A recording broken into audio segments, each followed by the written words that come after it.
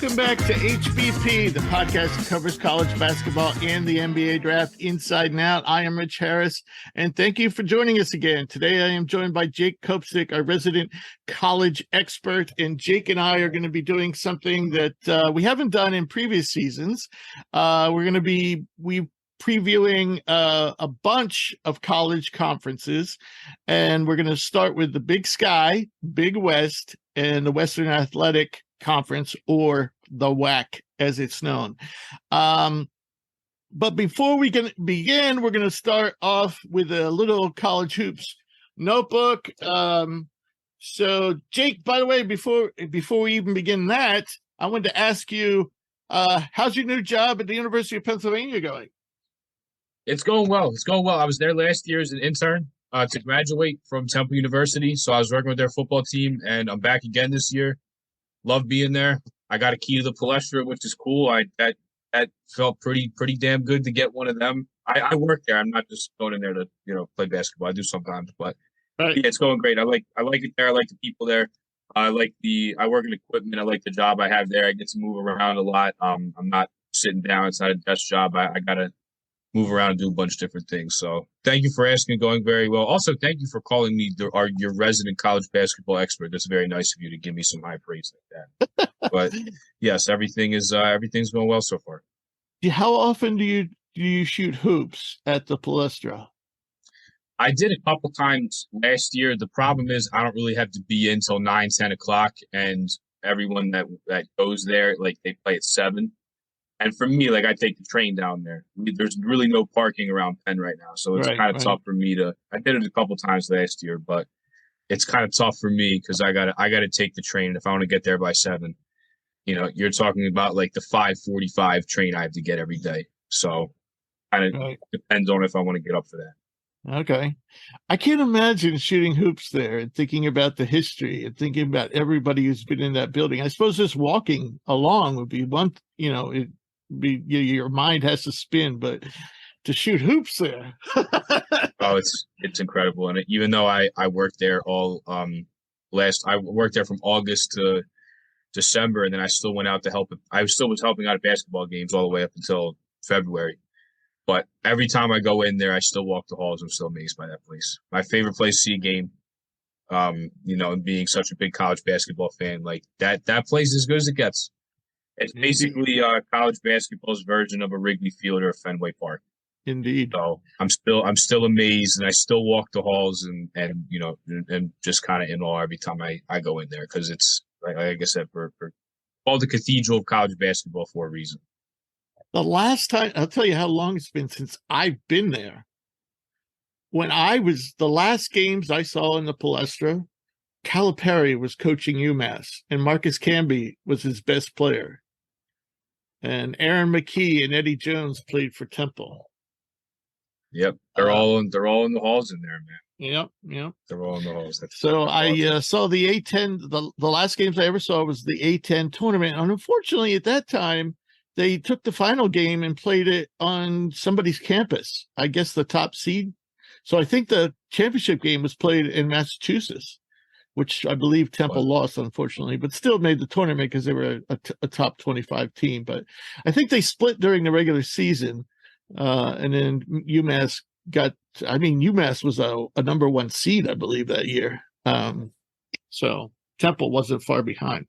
All right, so notebook, abbreviated version before we get into our conference previews. And we have a couple of interviews this week, or at least one interview this week. So let's talk about realignment just a little. I think we have to, touch on this. So the latest is Arizona State. Arizona, and help me out, Utah is moving to the Big 12 to give them now, once everything shakes out, they will have 16 teams. Now, also, in addition, Oregon and Washington are moving to the Big 10, and if I'm not mistaken, we'll now have 18 teams. Is that correct? Yeah, because they have 14 right now, and then they're going to get UCLA and USC. And right, so they will have 18 teams. Okay, so I have 3 major problems with this, and it's so much about money and so little about the students or the fans. But I'm gonna get your reaction first, and then I got 3 bullet points that I want to hammer this realignment on, and where I think it might fail. Yeah, so a couple things here. I graduated from Temple University with a degree in sport and recreation management. So time and time this popped up. This is something I kept an eye on because it's been going on a while. Temple, of course, being a part of conference realignment, going to the American when it started. Now their conference is being affected by it as their top teams move to the Big 12. So I kind of saw this coming in a sense that you're gonna have not 5 power conferences. It's probably going to be more like 3 because TV deals rule everything. And when you're making billions of dollars on them, everybody wants a piece of the pie. That's why the Pac-12 fell apart for over a year. They've been trying to secure a TV deal for a lot of money, and the money is not competitive with the other schools. I also saw something on Twitter that the current money and the proposed money was there as well. Yeah, it's not at the level of the Big 12. It doesn't give them an incentive to stay. And the Pac-12 had offered something about going through Apple TV and going through a subscription like that. And they needed like 32 million new subscribers, something like that. Even though the most watched game last year, 5 million people. Like, it didn't add up here. Apple TV was never going to work. And unfortunately, the Pac-12 just couldn't stay alive because of that. So I kind of saw that the SEC, the Big 12, and the Big 10 are going to be where these power schools are going to. I think the ACC is next, and when you have a Clemson and a Florida State, these big powerhouse football schools where the money's being driven, they're going to win out eventually too, and the ACC is going to end up falling apart. So you're going to have these 3 major conferences. But to your points that you're going to make, I think I know what a couple of them are going to be. Elijah Drinkwitz, who's the head coach at Missouri, I thought had a really good spiel about this at a press conference earlier this week when he said that he thought the transfer portal was closed, and that's just for the student athletes. The administrators and the suits get to do whatever they want.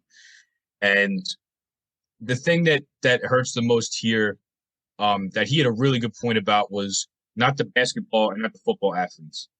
How about softball? How about field hockey? How about these people that are going to local schools and are staying home because they want their friends and volleyball? They want their family members to come to games. They want to stay home. They want to stay close to home to be around their family and have their loved ones at their games. And even if they play if you're Stanford, you're going up to Washington, or you're going somewhere, at least you're still on the same coast. Yeah. Your family might want to come watch you for away games too. Same time zone. Yes. So that's where I think it kind of sucks the most. And he was having points like for Elijah Drinkwitz was for these smaller schools and not smaller schools, these smaller sports. If you're baseball, like he mentioned that baseball, like they fly commercial. As soon as the game ends, they got to be at the airport a couple hours later. And then they get home and it's it's the wee hours of the morning, and then they got to go to class. So it's not just, it sucks for the fans. I think it hurts student athlete well-being. And then once you talk about these things, what about these athletes, these basketball players and football players that they have to fly cross country routinely? The schedule is going to be a grind for them. I think that the athletes are going to be worn out with the rigor of a college academic schedule in addition to that sport. Right. Yeah, there's a lot of things I don't like about this, but unfortunately, nothing is pure anymore. Everything's driven by money. These suits, I think, are ruining a lot of stuff at these schools. Yeah. And a lot of people who started this, some of the presidents of the universities or the presidents of the conferences that started all this crap, they're long gone. So with all the movement of these teams, I was listening to a podcast. I was listening to Mark Titus show, and Jim Root from the 3-Man Weave was on there. And he, 3-Man Weave does amazing stuff every offseason. But he was saying how none of this makes sense at all, like geographically, rivalry wise. It just makes sense financially. And now that like Rich, we were talking before the show, like UConn wants to join the Big 12. And he was saying like the one thing that actually made sense realignment wise over the last however many years is UConn going back to the Big East. As it should, as a basketball school. That's where it should be. And the thing is, even with realignment happening, look how good the Big East still is. It hasn't really affected them. So I don't want UConn to leave and go to the Big 12. No. It just I think it sucks, but there's nothing we can do. It's way above our pay grade, and people that I don't really think have the student athletes and the coaches' best interest in heart are making these moves. So it's sad to see. Hopefully this isn't a demise of sports like this. And I hope, of all things, this is not going to be a bunch of power school and big schools that branch off and make their own NCAA tournament and leave the low and mid majors. Right. Yeah, I just hope at the end of the day, that is not what happens here, because then that would make me upset. Yeah, that would be horrible. So for me, the first thing I think about with the Pac-12 now being down to 4 teams is the Rose Bowl.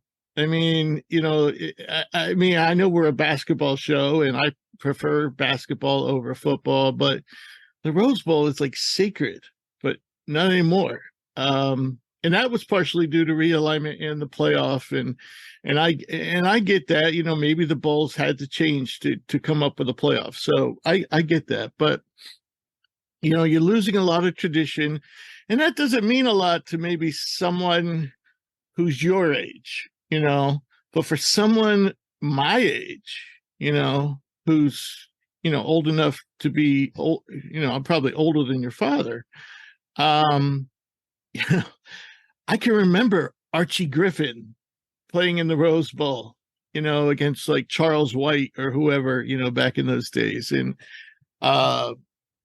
or Anthony Davis, but anyway, I'm kind of number one, and you've already said it, and other people have said it. This is horrible for the student athlete in terms of demands.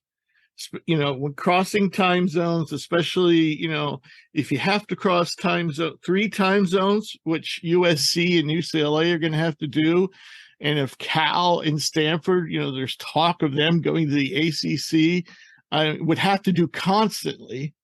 UCLA and USC won't have to do it constantly, but they will have to do it sometimes to be in the Eastern time zone. But if Cal would move to the ACC, the only time they wouldn't be going 3 time zones away would be when they played each other. So that's number one. I'm worried about the demands that's put on the student athlete in terms of travel, because this doesn't just affect football or basketball. It affects every sport. And so these kids who, are going to say, I don't know, Rutgers, for example, they're going to Rutgers to play softball. And now they're going to have to travel to Oregon, Washington, Los Angeles. That's just craziness. And I don't know what Cal and Stanford are going to do, because Cal and Stanford really academically only really match up with a few conferences. And that would be the Big Ten, the Big East, which doesn't have football, maybe the ACC, but like I said, that's a travel nightmare, and the Ivy League, which also would be a travel nightmare because they're all in the Eastern time zone. And of course, I don't think Cal and Stanford are going to go compete athletically against the Ivy League. Though it actually would seem to make a hell of a lot more sense in some ways than them joining the ACC. I just academically, I can't see them, in terms of size and prestige, they don't really seem to fit with the Mountain West or any other conference in the West. Oregon State and Washington State, the other 2 teams without a home, would fit in the Mountain West. I think they would be perfect fits for the Mountain West. I think they should just go join the Mountain West right now. And interestingly, all this realignment kind of leaves Gonzaga and Notre Dame out to dry. For years, the Big Ten wanted Notre Dame, and it would make so much sense because there's so many natural rivalries. And I never understood why, the Big East was one thing. That was pretty cool because they were still geographic And there were some natural rivalries in the original Big East, like Pittsburgh, but now, it's been rumored, the next TV contract that Notre Dame was going to skip to the Big Ten. What are they going to do? Have 19 teams? Which gets to my next point. Football, of course, drives most of this realignment, not basketball. This is not a basketball thing. So now you have a Big Ten with 18 teams. Do you realize that's bigger than half the NFL? Like, if you cut the NFL in half, the Big Ten is bigger. They have more football players. They probably have about the same number of football players because each squad probably has about 70 to 90 guys. So if you added up all the football players, the Big Ten probably has more football players. Oh, it might be more than that. I know just the Penn we got over 100. Oh, over 100. Okay, I didn't know they still did that. Or something. Well, no, I know. You got about 80 to 100, and I think for bigger schools it's even more. Yeah, back in the day, like say when Nebraska and Oklahoma, it's funny I bring them up. Nebraska and Oklahoma used to be like the shit in football. It was always Nebraska, Oklahoma, Ohio State, USC. They were the schools. I mean, Alabama was kind of there, Penn State was kind of there, but they didn't rank up with those schools. And they had over 100 players, but I digress. So no way with 18 teams in football is it physically possible during the time frame that you have in a college season, which goes usually at most 13 games. Most teams play 11 or 12. I guess 12 now. It used to be back, really back in the day, like in the 60s, they used to play like 8 games. Then it became 10. Then it became 11. And now we're up to 12. It's kind of like the standard season. But even at 12, if you're gonna play a few out of conference games, so that takes away 3. That leaves you 9 in conference games. That means you'll be playing against exactly half of your conference, which means they're probably going to split in 2, like have East and West, and you'll probably only have a chance to play the teams in your region. So Ohio State will probably be in the East. USC will probably be in the West. Keep in mind, they used to be traditional Rose Bowl rivals. They used to be the 2 teams that usually met in the Rose Bowl, okay? They won't be able to meet unless they schedule an out-of-conference game. How crazy is that? An out-of-conference game to play an in-conference opponent. You can't do it. And even in basketball, with 18 teams, just to play everybody in your conference twice, you'd have to play 34 games. That's not happening. And then my biggest problem, and this is where I think the system really fails. And for some reason, I don't know, maybe it's betting or whatever, TV, people watch on TV. But as I was saying to an SID earlier today, being a lifelong Notre Dame fan, when Digger Phelps was there and Notre Dame was an independent, and even when they joined the Big East, at their basketball games, they used to be as like noisy as Duke, at Cameron. And now when you watch them play an in-conference game, now I know Notre Dame's been on the downside, but still, I'm talking about even close games. You could still hear a pin drop in that place because nobody gives a rat's ass if Notre Dame beats Wake Forest or not.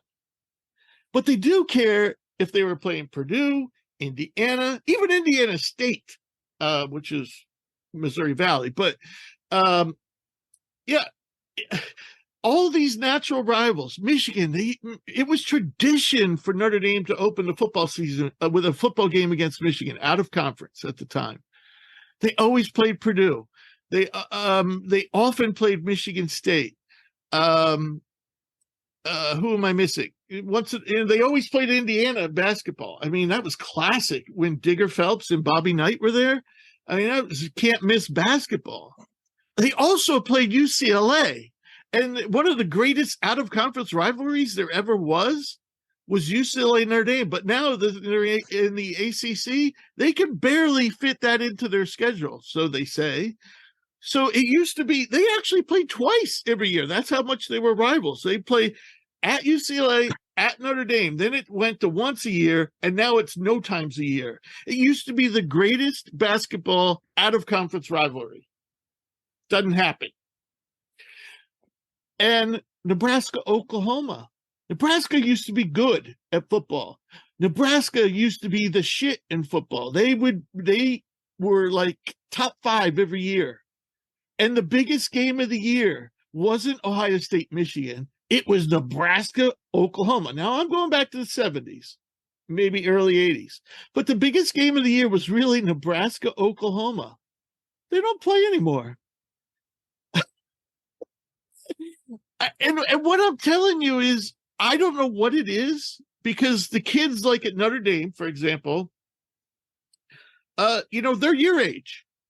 They're not my age, so they don't know the rivalry with all the Big Ten teams in that area, or even the Pittsburghs and the Penn States. And, Notre Dame was all in that region, that Ohio Valley region was always, they don't know that, but they still don't seem to care, except for maybe when Duke and North Carolina come to town. Otherwise, they're just like, they're not really excited about the games. And I think you take away these rivalries, these natural rivalries that kind of like what made sports what it is. You take those things away, it's very hard to recreate them, to manufacture them. Is what I'm saying. Not recreate them, but manufacture. You can't make Oregon and Ohio State a rivalry. Now, for example, like in basketball, UCLA and Gonzaga have developed a kind of rivalry out of conference, but that rarely happens. And I'm worried they're going to destroy the sport. So my points, I'm going to just sum it up. I know I've talked longer than I wanted to, but the athletes, it's huge demand on them. It also doesn't really make any sense, because when these conferences get so big, you can't even play everybody in your conference. Well, what's the point?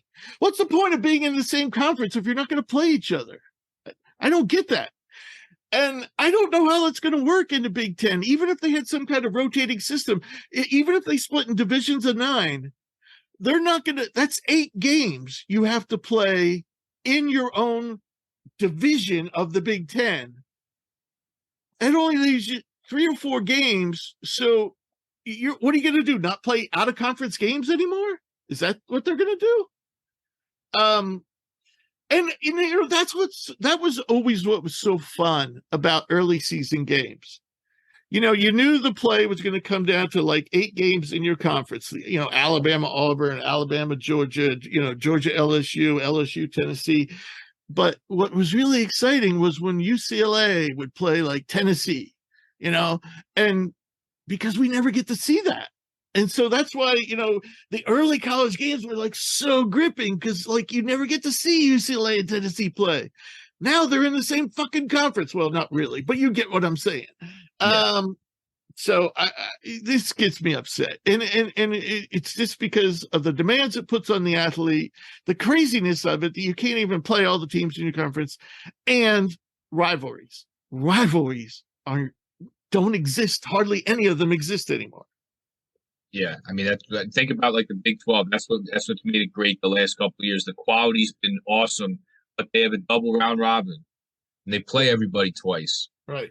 Yeah, you're not going to be able to do that. And then I'm sure they'll cross over. It'll probably just be you play everybody once, I guess, and then that rotates. But then you might screw some people with having to do like the whole West Coast road trip, and then like if you're Rutgers and you have to go play both the LA schools, you're out there for a couple of days.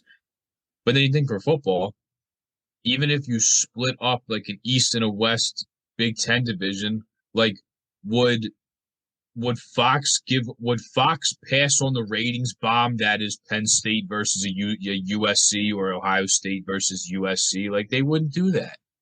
They would have to figure out a way to. You wouldn't just play your division. They would figure out a way to mix it over. So I don't know how it's going to work. I don't know how it's going to work. It's that rivalry that you're exactly right there. And here's another thing. You think about how poor the Pac-12 has been relative to what we think of a Power Five conference the last couple of years in basketball. The premier rivalry was UCLA and Arizona. Yeah. You think about they played some really good games at Paul. It's been that way since Lute Olson's days. Exactly, it's always been that way. It's always a national TV game. Think about some of the games they played at Pauley Pavilion. Like it was essentially for was it for the one seed in the conference when they played, and when Clark got hurt, and yeah. You think of all like the great games and the great players, and they've been the two programs that have pumped out the most amount of talent.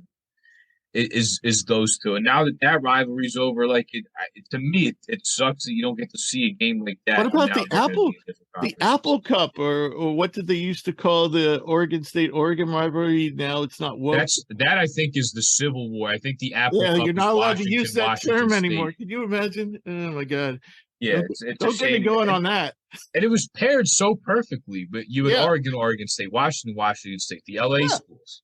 Cal and Stanford. And tell me, that as a football fan, you love those games because no matter what, a lot of times crazy stuff happens. How many times have we seen Auburn have a mediocre year, then get up and beat Alabama? Or at least they make it close, and it's right. Even if those teams aren't good, like you can't really compare Duke and Carolina to anything, but. How about a couple years ago when the COVID season canceled everything, but that UNC team, Cole Anthony got hurt. That team wasn't very good. They had a couple low major transfers come in that didn't live up to the billing.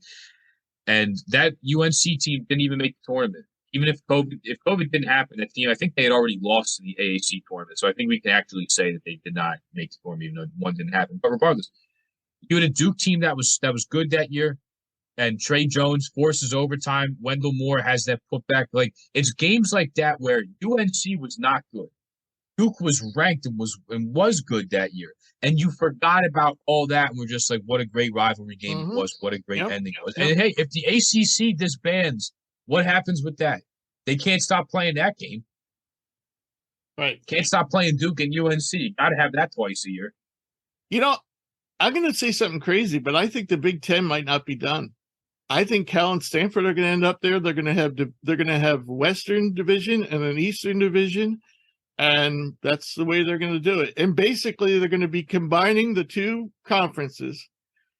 And I think Oregon State and Washington State are probably going to be left out in the cold. But I said they fit perfectly with the Mountain West. Just go join the Mountain West. Get it done with. Yeah. Get it over with. They're probably superior. They're far superior.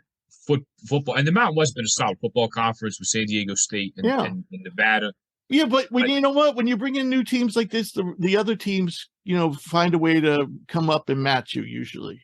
Yeah, so I think it's good for basketball wise. Yes, they'll fit. Guess what? Oregon State and Stanford won't be one of the better teams in the Mountain West if they decide to join. No, I'm saying Stanford and Cal go Big Ten. Okay. And Oregon State, Washington State go Mountain West. I think that fits in. I feel like Washington State's kind of they're kind of in a weird spot where it's like they don't have the resources and the support that the other Pac-12 schools do, and they just kind of lag behind. So I think moving down would be a bad idea for them. But still, football, even so, football, they usually at least they somehow manage to always have a good quarterback. Basketball, their program has been kind of on the cusp of, moving up. They just can't seem to hold like people like Muhammad Gay, who turned pro probably before he should have. If they could have got him to stick around basketball, they'd be right there. And then they lost TJ Bamba too. So regardless, but right. Yeah, those schools are tough because I think the Pac-12 was like, and I think Clemson's gonna be guilty of this too. Is they're like, these big schools in the Pac-12 that make a ton of money for the conference and don't have a TV deal are like, well, we don't want to carry the water for a Washington State or an Oregon State anymore. That's not one of the big drivers. Like we want to join a conference with the big boys. Right. And that's why they leave. So it's just, regardless, point being, summary, it sucks. I just feel like it sucks for everybody involved, except for the presidents and the people that Yeah. get the Right. Exactly. Yeah. Nothing's And, pure anymore. right. No. All right. So now we're going to move on to our first interview of the show, which we did a few days ago, Jake and I, with Dillon Jones of Weber State. Preseason, I think he's might be on the preseason All-American candidate list, and I think he also might be preseason Player of the Year list. So we'll roll that interview with Dillon Jones. Today's special guest is Weber State wing Dillon Jones, the favorite to be the 2024 Big Sky Player of the Year and an All-American candidate. Last season with the Wildcats, Dillon was an All-Big Sky selection for the second straight year. He averaged 16.7 points, 10.9 rebounds, 3.8 assists, and 1.6 steals per game, leading the conference in rebounding and ranking among the top 5 in assist percentage, steal percentage, rebound percentage, offensive rating, defensive rating, win shares, and plus minus. Dillon, that's a mouthful. It's exciting to have you on the show. How you doing today? Good. Thanks for having me. Yeah, it's a pleasure. So your season ended in early March, but you entered the NBA draft as an early entry candidate, and you were invited to the G League Elite Camp. And after an impressive performance there, you were invited to the NBA Combine. Would you say that this has been the busiest year of your life? Summer for sure. I think definitely the busiest summer. Felt like, it's almost been 2 different modes of summer, kind of. You go through the NBA draft gauntlet, and I call it a gauntlet because it's a lot that goes into it, when it comes to, training and, preparing for the, hopefully to get invited to the combine, and then all the workouts with teams. Like it's a real gauntlet. And having to come back here to school after that process was over, it was definitely different. But it's like a different type of grind in a way, 2 grinds, but 2 like totally separate, different types. And it's been crazy, and definitely, one of my most busiest and complex summers that I've been a part of so far. Right. So over the past 12 months, including your stellar season last year and the combines, what are some of your most memorable moments over these past 12 months? I would say, transitioning to where I've been like the guy, I guess, that, I guess my teammates were looking up to. That was a different, challenge for me, just because I've always, my whole career, been the guy that's like working, towards, reaching a level, and I'm not saying I'm there yet, but I'm saying like when it came to, the locker room, being in the league and stuff, it was like I was, the guy that people were striving to, I guess, look at there and be. And that was a different space for me. And it took a lot of getting used to. But I think when I, got the reps and stuff and, obviously trusting my coaches, it was fine. So I would say that winning games, obviously, we turned our season around, winning big games. I mean, it's a lot that came with this summer. Obviously doing some draft workouts was crazy. Playing in the NBA Combine, them was probably the last 12 months the most memorable things I've done. So, must have been pretty exciting to be picked from the G League Elite Camp. You were, I think, 7 out of 44 that got the invite. Yes, sir. So that must have been pretty exciting. How about the people you met along the way? Anybody that like particularly like somebody you looked up to, or like a professional player, somebody you've always admired or something like that? It was pretty cool at the combine being coached by Mario Chalmers. That was pretty cool. Right. Former NBA champion.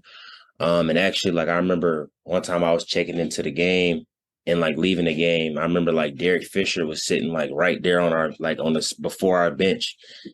He was like, "Good job, DJ." And it was crazy. Like he like knew who I was, and he just like kind of like told me that I did a good job going in. So obviously, being around the NBA space, it's like people just walking around like they're just normal people. We had Isaiah Austin, just like casually helping us. Right. Mario Chalmers, and just honestly seeing like the just like the GMs and people just walk around. It's crazy to like actually talk to them. Like New Orleans GM, I forgot I think is it David? I cannot remember his name. I know exactly who he is though. But like just seeing him, he knew who I was. Like we just passed each other, and like he knew exactly who I was, and I was like crazy. Just little things like that was just a crazy experience for me. All right, this is a side note. I'm just curious. I haven't heard Ike Austin's name in a while. Is he still playing? Because he had the heart issue. Oh no, he's not playing, but like he's just helping. He was helping with like the operations part of the combine, like helping us with different events. Sure. He actually led the Teamworks event, I think, and like we did a vision board, and he like led that. He spearheaded that, which is pretty cool. Yeah. I know he was playing some in Europe, after he got drafted, or actually I guess he got ceremonially drafted. Yeah, right. Anyway, we'll move on. So you decided to return to school in late May. What have you been doing since then? Just trying to work on the things that I can control, continue to work hard like I always have done. And then take the plan that I've learned from teams and do those things and actually put forth a good plan to be able to attack them. And yeah, I think that's what I've been doing since that time has passed. Obviously, not like in the back of my head thinking every day like, well, this guy said I need to do this, so I need to do this today. I'm not doing that, but just kind of just taking everything that I've learned and just translating the team. And one thing has been like honestly sitting back in the team and letting them know that I'm not really focused on that. I'm just worried about what we got to do and accomplish here to win. So fun experience though since that time. Yeah. It's got to be a little hard to separate the two, push it in the back of your mind. But I'm sure you'll manage. Go ahead, Jake. All right, Dillon, thank you for being on with us. Appreciate your time for sure. Wanted to ask you, kind of parlay that into your response from the last question. So when you decided to come back to school, you were quoted in an article saying the two things that NBA teams wanted to see from you is to make more outside shots and, in quotes, clean up your body. So since you heard that, of course, you said like you're not too much worried about that. You're worried about your season, which I think is an awesome way to look at it. But are you taking that feedback specifically at all? Are you putting that into your workouts? Are you working on more outside shots? Are you doing things differently from a diet or like a strength and conditioning standpoint? Like I know you're focused on your season, but are you kind of putting a little bit more emphasis, even in the slightest bit, on some things that they told you? Well, I've always especially since I've been here at Weber, took a lot of pride in in our workouts that we do, our coaches, and staff here, they pride themselves on player development. So, we always take player development serious. And, I feel like I'm a good shooter, honestly. I'm not Steph, that's not what I'm saying, but I feel like I definitely shoot better than my percentages. So, it's one thing my coaches, taught to me about that and taking it with a grain of salt, because it's like, you can make shots. So it's just, just the little things from here, honestly, just trusting it at this point, because it didn't show up, I guess, how people wanted to view it this year, which is fine. But, I feel like I'm a good shooter and those makes will come. So, I will say, obviously, I'm just saying that to say like my workouts are kind of the same when it comes to a shooting perspective, because, we make a lot of shots a day, and it's because this what the game is, come to at this point. So, yeah, I would say that. And with the cleaning up my body, yeah, me and my strength coach here, Coach Justin, we've been, hammering, at a lot of stuff. That's probably honestly been like the most important thing that I have been working on this summer. Just trying to, not worry about the little things, obviously educate myself on things that I didn't know in the past. Cause, a lot of things, I just didn't know. So, working with him has been good though. Cause he's, set forth a good plan for me. So honestly, all I got to do is listen, what I'm saying? And I've seen results already. So, I just got to continue to do, honestly, what he tells me to. And I think I'll be right where I want to be. Okay. Yeah. So last question was about, what NBA teams want to see from you. But when you were at the combine and you were having Derek Fisher say, hey, DJ, good job. What did the NBA guys like about your game? What were they talking up about what you're putting out on court? I think that, the NBA game, one thing they loved was my versatility. I think that, when you was like, when I was coming up, actually getting recruited in college, like the thing was for me, it was like, what position is he? Like, what does he do? What is he like great at? What's his position? That's what they used to always say about me. But it's crazy on the flip side of now, because the NBA like loves that. They don't like players that just do this one thing and just put in this box and that's all they can do. I think the one thing they loved about me was that I can like do a lot.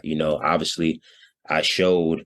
One thing they loved is that I showed that I could play actually at that competition, which I always knew I could. But one thing I think that I surprised a lot of people was that I could actually, stand in the fight with those guys, get to my same spots on offense, make my same reads like I do. And honestly, yeah. So I would say the three things they love was my playmaking, my versatility.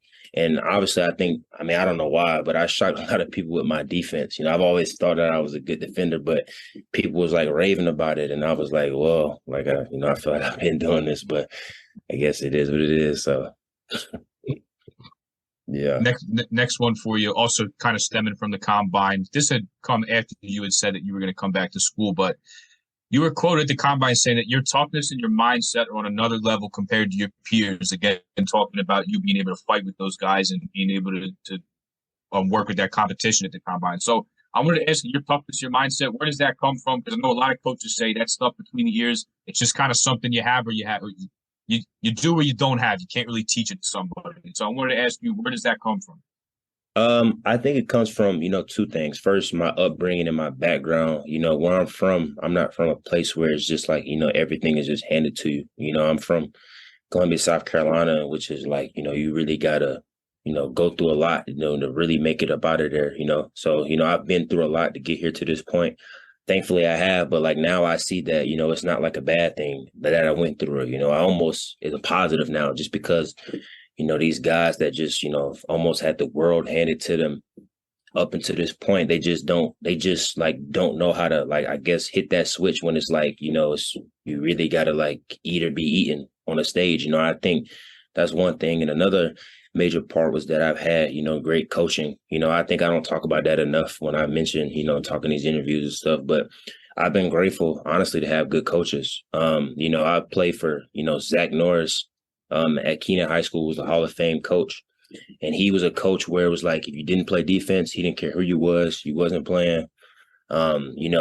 Practice and games, you had to wear white socks. Like he was like that. You know what I mean? This is real, like, you know what I'm saying? So that takes a different, that like already kind of molded me from, I played for him when I was in the 8th grade all the way up until I was a junior. So like me being in 8th grade, learning those type of things, like, like a white socks, jerseys tucked in, like, we got to dress up, going to games, like little stuff like that might be seen crazy back then. But like now it's like I see what he was like doing, and after that went to Sunrise Christian, played for Luke Barnwell, obviously, who's a really good coach. And his thing was kind of like Coach Norris, he was just real tough minded, and didn't expect nothing less from us. And then coming to college, playing for Coach Randy Ray, who was, 17 years all the time, winning his Big Sky coach. And, him just being almost like, he didn't care about anything else but defense. If he wasn't tough enough, he wasn't playing. That just fit right to where I was, and, Coach Duff, who's the coach now, he's been under him for 17 years. So when he was here, so he just picked up right where he left off, So I've been blessed, honestly, with good coaches. I've been blessed to be around those great coaches that instilled those values in me, because a lot of people don't get to say the same thing, honestly. And I've learned it from being around these people now. So definitely. Okay. Did you ever like commit a dress code violation? Did you ever commit with the wrong colored socks or not dress up and then get punished for it? Or were you 100% all the way through? Nah, I was good. I didn't have no issues. And the thing was, because my brother played for Norris before, so like he already knew, like I already knew like what to expect. So it was like he was like, my brother won 2 state championships for him before me. So it was like, don't come in here acting like you don't know what's going on. You know what I'm saying? Like, how we do things, and it was like I had to live by that standard. So Okay. I got one more question for you before I kick you back over to Rich. This is a question about college basketball in general. Obviously, like you look at the last 3 years, NIL, transfer portal, COVID season where now you have older guys with an extra year that can play, and you see fifth, sixth, and sometimes seventh year guys with a medical redshirt maybe. The landscape of the game has changed a lot. And something that really like kind of struck me was at the Final Four this year, you Florida Atlantic, really, really good year, made the Final Four, they're competing for a national championship. And their coach, Dusty May, is answering questions leading up to the game that his players are being recruited by other schools and they're trying to poach his guys when they're trying to compete for a national championship and are on the big stage in the sport. So now that you have NIL money that's coming from these high major schools that want to poach guys like you that are very accomplished and very good at the low major level, I don't want to ask you to get into specifics here, but is this happening to you? And if so, what makes you stay at Weber State and turn down all those offers from other schools? It's happened to me since, honestly, I got here. I won freshman of the year, my freshman year, and it's been a thing ever since then. Because it got just crazier, obviously, the past 2 years because that's when NIL became relevant, But I've been asked to leave since I've been here, and the reason I don't is just because it's, I almost want to just ask you, like, what do you think I should, because it's like when you look at it I feel like from an outside perspective, people are going to say, what? Oh, you need more exposure. You need to play against higher competition and all of that. And I feel like when I played in the combine this year, I just kind of wiped all of that off the way. So it was like really no reason for people to really think that I should leave. Because, when you look at it, like I'm a good player here. I've had success here. I've had good things happen to me, all glory to God for that. But everything has been good for me. I haven't had any issues with no coaches. I haven't gotten in trouble. I ain't slapped nobody. You know what I'm saying? So I've been like, a good player here in the program. And I just honestly don't see much of a reason on why I really should. I think the main thing people used to try to use for me was, oh, well, you need to play against higher competition. But I think, the combine opportunity and playing there and showing people that, I'm the same player was almost like the biggest blessing because, people really didn't have no reason to attack me for staying here no more, because like one thing about me, I'm a student of the game. I see everything. I see trends. I see things with people and I see guys all the time, like, be at these levels, like a lot of guys that's like a guy that jumps out to me, like immediately in my head is like Isaiah Mosley from Missouri State, like really good player.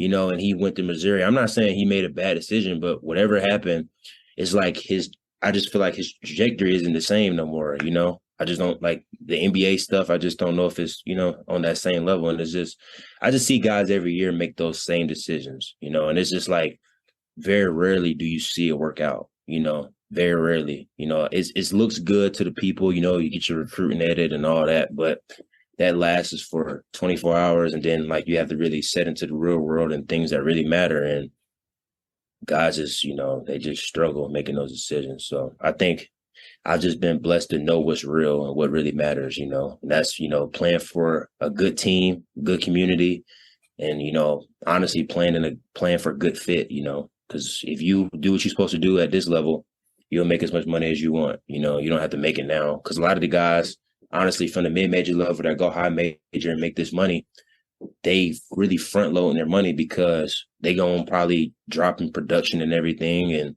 they will start out at lower level jobs because of that, and it's like they could have made this money later in their career, but now they start from a lower spot. It's just like a lot that goes into it. So I've just been, just didn't really think I had no reason to leave, to answer your question. No, I would agree. And I'm not going to add anything because you hit on every point I was going to bring up and try to answer your question. So right. Very, very well said the way guys are doing things. I think you're absolutely right. Like people, they hop into a bad situation. They leave a good situation for what could be like $30,000-$40,000, and then that might completely derail everything that they just did at their prior school and their pro trajectory. So, no, I think you're absolutely right. And I think another thing is like where I'm from and stuff, like I never had money, so like I don't like need it necessarily. Like I'm not like hungry for it, like it'll come eventually. I haven't had it to this point, so it's like what's this, another 3 years, 4 years without it. So that's how I view it personally. Okay. If you would have thrown that question to me, I would have probably answered it the same way you answered it. And I think Isaiah Mosley's case was a little different. I think he had a little trouble with the coaching staff at Missouri State, and I think that followed him to Arkansas for whatever reason. It didn't seem like he and that new coach clicked.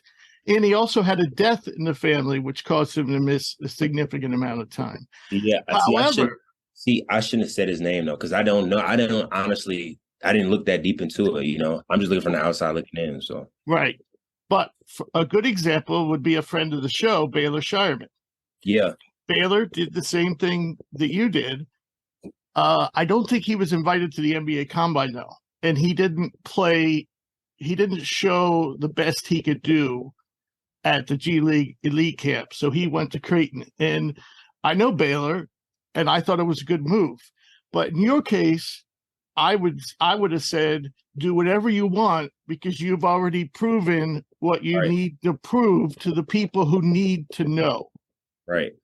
And so I think, and I've seen these, like, I think of guys like, like David Roddy jumps off to me because he didn't transfer, he just was there at his school. I know Mountain West is maybe a little different from the Big Sky, but at the core of it, it's the same thing. He was there with his coach the whole time, grew up in the years and developed with it. And look where he's at, you know what I'm saying? Right. Ben Shepherd, you know what I'm saying? Yeah. A lot of guys. Right, sure. Right. All right, so let's get into a little nitty gritty about your game. Last season you excelled pick and roll in ISO as both a scorer and a passer. If you look at the analytics, you led the team in scoring, assisting, rebounding, defensive rating. Okay, so that means you're doing everything. At the same time, as we noted, you're as a shooter, especially a spot-up shooter, your numbers were not ideal. And all of this makes me wonder when I watch you play, because you don't get a ton of, spot-up opportunities. I wonder when you do, and now I'm asking you this, when you do, is that kind of the time that you get a little bit of rest? You know how some guys take their rest on the defensive end? Is that when and does that maybe weigh into your struggles that you're doing so much, and when you're spotting up, you kind of just relax a little bit? Possibly, but honestly, especially this past year, it wasn't many opportunities that I was spotting up even. Honestly, I had the ball in my hands a lot this year. And my coach thought that was the best position for, our team to succeed, which is fine. But I didn't have a lot of those off the ball opportunities where I was just sitting. If I'm being honest, like a lot of the threes I took, and honestly, I've never taken them in my life. And it was like, I'm learning, like, when you're the guys, like, you got in a shot clock, those probably 10 more threes a year minimum that you might shoot. I never shot those in my life. Ball screen threes, if they go under, never shot those in my life. So as this whole year was going, I was still learning, like it was this thing that I haven't literally done before. So now that I've had a summer to prepare for things like that, I feel like I won't just be like shocked at it. I'll actually, have the reps behind it and be ready for it. But to answer your question, honestly, if you watch the film, I didn't have a lot of opportunities where I was just off the ball. I didn't have That's correct. But if you go back and watch a year ago when we had a team with a lot of guards, we had really good guard play. I was kind of like that guy off the ball, though. One more, like, I was like getting the tag passes and the one more passes. And I don't know what I shot out spot ups that year, but I know I shot a higher percentage in general. And, those shots obviously is just easier than, off the dribble, they're just easier shots. So, right. So yeah, that to answer your question, yeah. Okay. Do you expect to be as ball dominant this year, or is there a plan to make someone else lead, be the lead for the offense more often this season? Well, I mean, I feel like I'm a good player, so I think my coaches, honestly, like especially in the summer, I've been like everywhere, all over the court, with different positions that they put me in, sometimes on the ball, sometimes off. But we have, we got a good point guard, KJ Cunningham, and we recruited another good point guard named Blaze. And, those guys came in, because we need other players to make more plays. I can't be the only guy that making all the plays, because then we can generate offenses towards it. And, it just makes my job completely harder. So those guys are going to be ready to make a lot of plays this year on the ball. And a lot of guys, honestly, that played last year have gotten, way better to where they'll be making plays. So it won't be like just my show is what I'm saying. Like, it'll be like guys definitely contributing to, like, I won't have to make every single play. I'll be out the ball a little bit this year. Okay, good. I agree. It does make it when the offense runs through one player too much, it becomes easier to defense. Yeah. So this offseason, Eastern Washington, Montana State lost a lot of firepower, while your team is pretty much intact. Do you think the Wildcats should be favored to win the Big Sky? And is there one particular teammate that you expect to have a breakout season? I think, I honestly, outside of the year, I don't even look at the league. I ain't know who left or what. I feel like we should be favored just because we're better than everyone. I don't think it's because of whoever lost whoever. I think we're just that good. So to answer your question, I think we should be favored, but honestly, leave it up to our league. I don't know what's going to happen. We might be ranked 4th. Who knows? But I think we should be ranked favorites. And yeah, I think breakout player this year for our team. Steven Verplanken's already a really good player. I think y'all know. Right. Yeah. But I think a lot of people are going to be shocked with Dyson Kohler. I think that this year, like, people going to see, like, how good he really is. 6'7", shoots it, athletic, can, like, actually growing in this game, playing off the bounce some, and he jumps up and shoots it over you. So I think that he's going to have a breakout year this year. Him along with our center, Alex, I think they're both going to have, like, really good years. I think Alex, is going to be the best big in the league. And I think Dyson is going to, show a lot of breakout and show a lot of people, like, who he really is. Okay. All right. I'm going to pass you over back to Jake for the last few questions. Mm-hmm. Yeah, Dill, I got one more about your question about your summer and then a couple of fun ones to end here. So you were coaching a little bit this summer. Mm-hmm. Coach the Upward Stars, your old AAU team. Wanted to ask you, is this your first summer doing this? And down the road after your playing days, you sound like a basketball junkie as it is now, and sounds like you never want to, you never want to leave the space. But your playing days are over. Is the plan to get into coaching? Yeah, that was my first time actually being on a sideline and, like, actually, like, being there for an entire weekend. Like, I've gone and helped some in the day, like, for a day, maybe in some practice, but this is my first time being there a whole weekend, and it was fun. I think definitely when my playing days are over, I'm a coach. I think, like, when I used to be a player, like, not when I used to be a player, I'm still a player, oh my God. But, when I was at Keenan, Coach Norris used to call me Coach Jones. You know what I mean? Like, he used to call me Coach Jones. And a lot of, coaches here now at Weber tell me that I see the game like a coach sometimes more than a player. So I think when those days are, done playing, I think I'm definitely see myself coaching. Definitely have to find out what level, though, what I would fit best at. Because, I love, like, the development in the game. I love the glory and, like, finding players and, like, them finding who they are. So I don't know what level you find that best at, because, college is still development, but it's different, though, So I don't know. I guess I got to find out my level, but I'm definitely going to coach, though. Okay. And I would hope that you have a long career and you don't get into college coaching now, because with the portal and NIL, it's, like, ridiculous. You get no time off. All these coaches leave them a burnout. So, hopefully you have a long career, and if you decide to get in college, that's way down the line. So a couple fun ones to end here. I watched you in an interview with Weber State Athletics. They asked you what your favorite food was. And when I hear this question, people say chicken wings. They say a burger. They say pizza. I'm from right outside Philadelphia. For me, it'd probably be a cheesesteak. Dillon, you said your favorite food was cereal. Yeah, man. Can you give me your top 3? It doesn't have to be in order. Can you tell me your top 3 cereals? Cinnamon Toast Crunch, Captain Crunch, and I love cereal with marshmallows, so I'm gonna just say Lucky Charms. I could say Fruit Loop with marshmallows, but I'm gonna say Lucky Charms though. Do you like s'mores? They all right.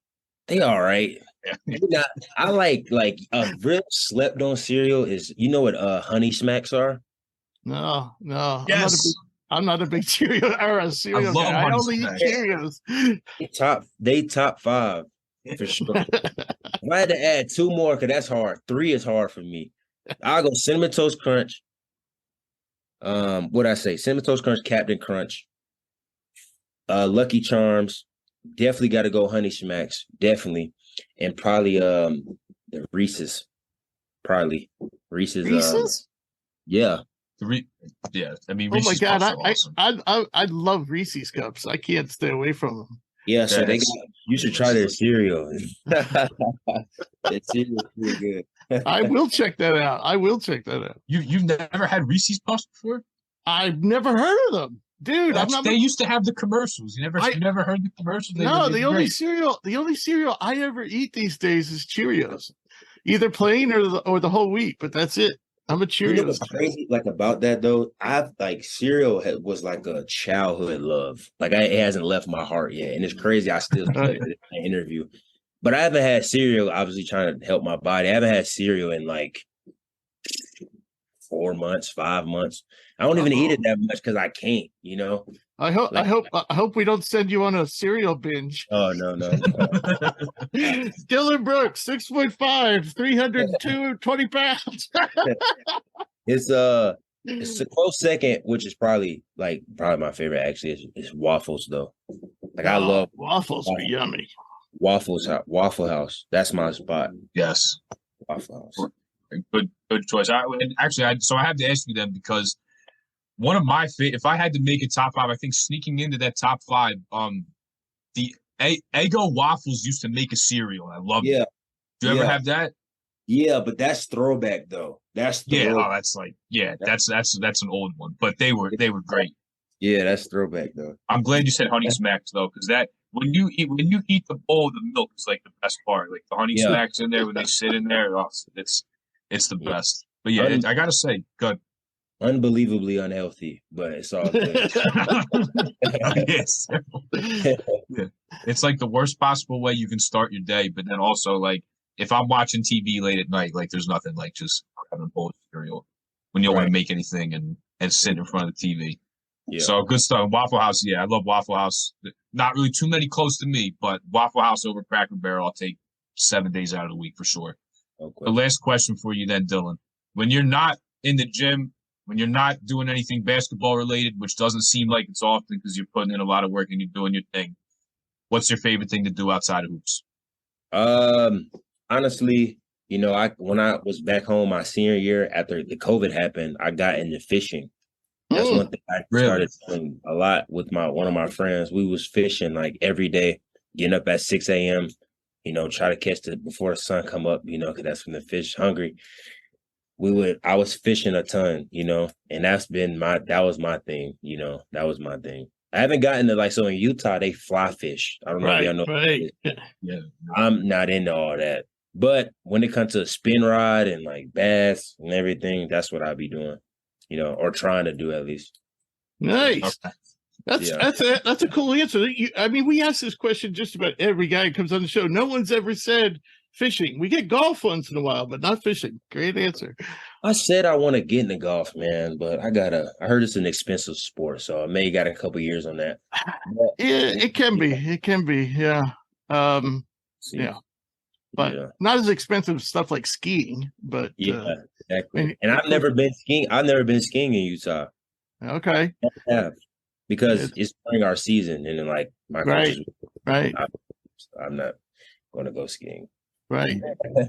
Well, Dillon, we've taken up a lot of your time, and I really appreciate it. I'm going to make a prediction right here. This episode is going to be we're going to be previewing the Big Sky, and I'm going to this is a spoiler alert. I'm picking Weber State to win the conference and you to be player of the year. And I hope I'm not putting pressure on you, but I really honestly believe that's what's going to happen. I think we're going to see you in the NCAAs this year. I hope so. And really appreciate your time. And maybe after the season, you'll come back and talk to us again. For sure. Yeah, no question. Love to have it. I'm going to ask you a quick question. I don't know if you want to record this or not, but who were you how do I say this? Who do you think should have won MVP last year? And the NBA MVP No, or in your conference? the Big Sky. Who to go to? Venters? The Yeah. kid that, I'm just asking. I thought it should, I think he got it because he was, on the winning team. And I don't really necessarily always like that logic because your team it wasn't like you guys were chopped liver. I mean, you were right there in the standings. So I personally, I thought was the best. You were the best player. But he was the best player on the best team. Yeah. Can't go wrong with that. Can't go wrong with it. I'm happy he won it, I guess. But I was just curious at your answer because everyone's perspective is different. And I've honestly never. Yeah, no, if I had a vote, I would have voted for you. But I do understand the people who I just don't, as long as your team is good, which it was, then I don't think it should automatically go to an Eastern Washington player or a Montana State player, Yeah. They were a good team, though. He was a good player on that team. Like, can't take it from him, I guess. But I was just curious. No, that's the way I would go. And we'll leave that in if you don't mind. I don't care. All right, buddy. I'm going to stop the recording now. All right. Oh, wait, Jake, you didn't get to say goodbye. Say goodbye, and then I'll stop the recording. Listen, Dylan, let me give you a little fuel for your fire then. I'm going to say that Steel Venters should have won because I think he also got Defensive Player of the Year as well in the Big Sky. Who? Steel Venters. Oh, no. No, he didn't. He didn't. No, he didn't. That's a Sports Reference misprint. Okay. Never mind then. But I'll give you a little motivation. After we just said Weber State's going to win, Dillon Jones going to get MVP of the league. Let me give you a little bit of motivation then. So, I will say that Venters should have won last year. But if you win this year, please go prove me wrong that he shouldn't have done that. There's a little motivation for you. Yeah. I mean, I'm not like going out there trying to be like, oh, I'm the MVP. Like and honestly, in all reality, I don't care that much. I think my body of work spoke for itself, so I don't have to go out there and right. emote about it. And this year I'm not going to either. I'm just gonna, it's other things that's more important than that. You know what I mean? Yeah. It's like I say, it's just like getting to the NCAA, Yeah. Right. Yeah. That's which he didn't. He didn't get there anyway. So got upset first game, by the way. Yeah, they got upset Northern Arizona first game. That was tough. I seen that too live. That was hard. I don't say I felt bad for them, but that was tough though. Coming off the year that they had, that was tough. But crazy. Oh, thank you for your time. Thank you so much for being on this, Dylan. For sure. Appreciate y'all having me. All right. Thank you so much, Dylan. Hope to see you soon again. We're going to run out of time, so we're going to evaporate. It's set for 40 minutes. So, okay. But yeah, come back and visit us, please. It was fun. All right. I got you. Appreciate y'all. All right. Bye-bye. All right, man. All right. So that was a really long, interesting interview with Dillon. And I will say, since that interview, truth be told, I've had waffles twice.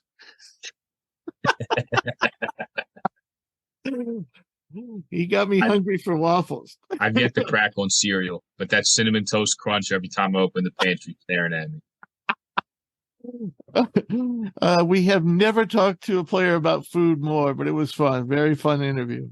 All right. So let's move on to his conference, the Big Sky. And I'll give you some background on what's going on with this conference. Last year, Eastern Washington finished one game ahead of Montana State for the regular season championship, but they were upset in the Big Sky tournament by ninth seed Northern Arizona. Montana State went on to win the tourney and receive the auto bid to the NCAA tournament, but they promptly lost to Kansas State. Eastern Washington, on the other hand, went on to the NIT, and after beating Washington State, lost to Oklahoma State, so they advanced to the second round. So that's where the conference, that's what happened there last year. Jake, you want to talk about the coaching changes that are going on in this conference? Yes, so we only have two. There'll be, once we get into more conferences, there will be a lot more. So we'll talk about the most pertinent one, and that is the champions of this conference in the last 2 years. Montana State, Danny Sprinkle left for Utah State, and replacing him is Matt Logie, who, although he's a West Coast guy and he coached out there, how about this, Rich? He played at Lehigh University, not too far from us, probably about an hour, 45 minutes to an hour from me. Yeah. From 1999 Not to the 2003. same for me, actually. Yeah, not far from either of us. Be probably an hour and a half so outside of Philadelphia, but played at a really good Patriot League school in Lehigh, and he coached there as an assistant from 2004 to 2011. Most recently, he coached at Point Loma Nazarene University in San Diego. 82-23 record, 3 conference championships as of late for Mr. Logie. And he coached Hoops Prospects own Hugh Baxter. He was Hugh Baxter's coach at Point Loma. Wow, how about that? Who hasn't been on the show for since last year because he's been working for the Milwaukee Bucks, and now he's moved on to the Phoenix Suns. But shout out to Hugh. Yeah, so how about, but they pretty damn good record there for Mr. Logie at Point Loma. So he has taken over. At this level of Division I basketball, this is his first job, but he's taken over. And then we have one more at a much smaller school in this conference, Alex Tribble, taking over Idaho. He was an assistant coach at Seattle from 2019 to this past season. He takes over for Zach Claus after 4 seasons, where Claus went 28-89, including a 1-21 season in the 2021. Wow. Oh, you get this small jobs like Idaho are near impossible. They're very, very tough. But if you're going to be a head coach for the first time and you want to break in anywhere, and Alex Tribble being a assistant in this area recently in a conference that we're also going to talk about today, seems like a logical fit here. But really, really tough job. Idaho State, both of them, very, very tough in this conference. And they lost their 2 best players, but anyway, from last year for those that are counting. All right, should we move on to the teams? Absolutely, let's do it. All right, so we're going to talk about the teams in the order that they finished last year. We're going to start off with the aforementioned Eastern Washington, and they lost Player of the Year, Steel Venters, Angelo Allegri, and Tyrese Davis. Those guys led the team in minutes per game, and they were the top 3 producers in points per game. The top returners are Cedric Coward, who we have an interview with today. So we will do that after our conference previews, or maybe we'll do that. And they have Ethan Price, a big man from England, and Casey Jones. They are their top 3 returners. And they also have the well-traveled Jake Kyman, UCLA transfer, Wyoming transfer. And I guess you would call Jake kind of a sharpshooter. That would be his calling mainly. And but yeah, I suspect that Price and Coward are going to be the 2 big players for this team. Cedric Coward is a very versatile wing size, 6'6", 205, but as you will hear in the interview, he's capable. Last year he was more of a defensive stopper, rebounder, small ball center, but I think this year he's going to have a much larger role, which we will talk to him about, and definitely going to be one of the better players in the conference. Price, of course, is a stretch big, 6'10". I think he's about 230, 240. So Eastern Washington is losing a lot, including the Player of the Year. Thoughts on Eastern Washington, Jake? Yeah, so obviously with them losing a lot, it's going to be tough to get back to. And it really stinks. I mean, I was watching that game where Northern Arizona upset them. Then I watched Northern Arizona Montana State in the championship game, and it was a total slop fest. I think this game ended like with 120 points after 2 overtimes. It was a cockfight for sure. But yeah, when you lose the shooting of Steel Venters and Allegri, who used to be at UNC Greensboro, it's very, very tough to replace a player of the year candidate like that. Now they are bringing in Jake Kyman, like you said, that's been well traveled, that can shoot, and he's going to fill a huge need for them because they're going to need him. But he's kind of had a odd trajectory, I guess, where it's like he didn't play a ton at UCLA. He goes to Wyoming with Ethan Anderson and Max Agbonkpolo from USC. Wyoming brings in 3 of these Pac-12 transfers last year, and they just end up leaving in like the middle of the season. So, he's coming here to a way smaller conference, but Jake Kyman's going to be asked to shoot the ball a lot and produce a lot with everybody that they're in. So I still think Eastern Washington, this is a very good program in general, even since Shante Leggins was there. They will be around that top for sure, but we're going to get into a team in a couple seconds here that I think will definitely beat them out and is kind of head and shoulders above the rest of the conference when you talk about who's coming back. But I do think that Eastern Washington, who they're bringing back, like we talked about with Cedric, like you said, probably a big step forward for him and a guy who's capable of doing that. So I believe they'll be around the top, but I don't believe that they will be the 1 seed this year going into the conference tournament. Right. Montana State, the team that made it to the NC, got the automatic bid, they are just losing a lot. And I personally don't see them being competitive. They're losing their top 2 scorers, actually their top 3 scorers, including Raekwon Battle, who averaged 18 points a game and is moving on to Arkansas. The only player that they don't really have any huge incomers, like freshmen or transfers. And the best player that is returning is Tyler Patterson, who shot less than 37% from the floor last year. So I know Montana State is a defensive-oriented team. They topped the conference in both defensive rating and scoring defense. They only allowed 67 points per game last year, but I just think it's too much to replace, and they're not really going to be in contention. Yeah, I mean it's a lot to replace, and not only player wise, but you're losing Danny Sprinkle again. Who went to, or not against you, but you're losing Danny Sprinkle, which I think is really one of the bigger losses here. Even losing Raekwon Battle, who was great, who transferred down from Washington, losing a guy like Gabriel Bella, losing a defender at the caliber of Darius Brown.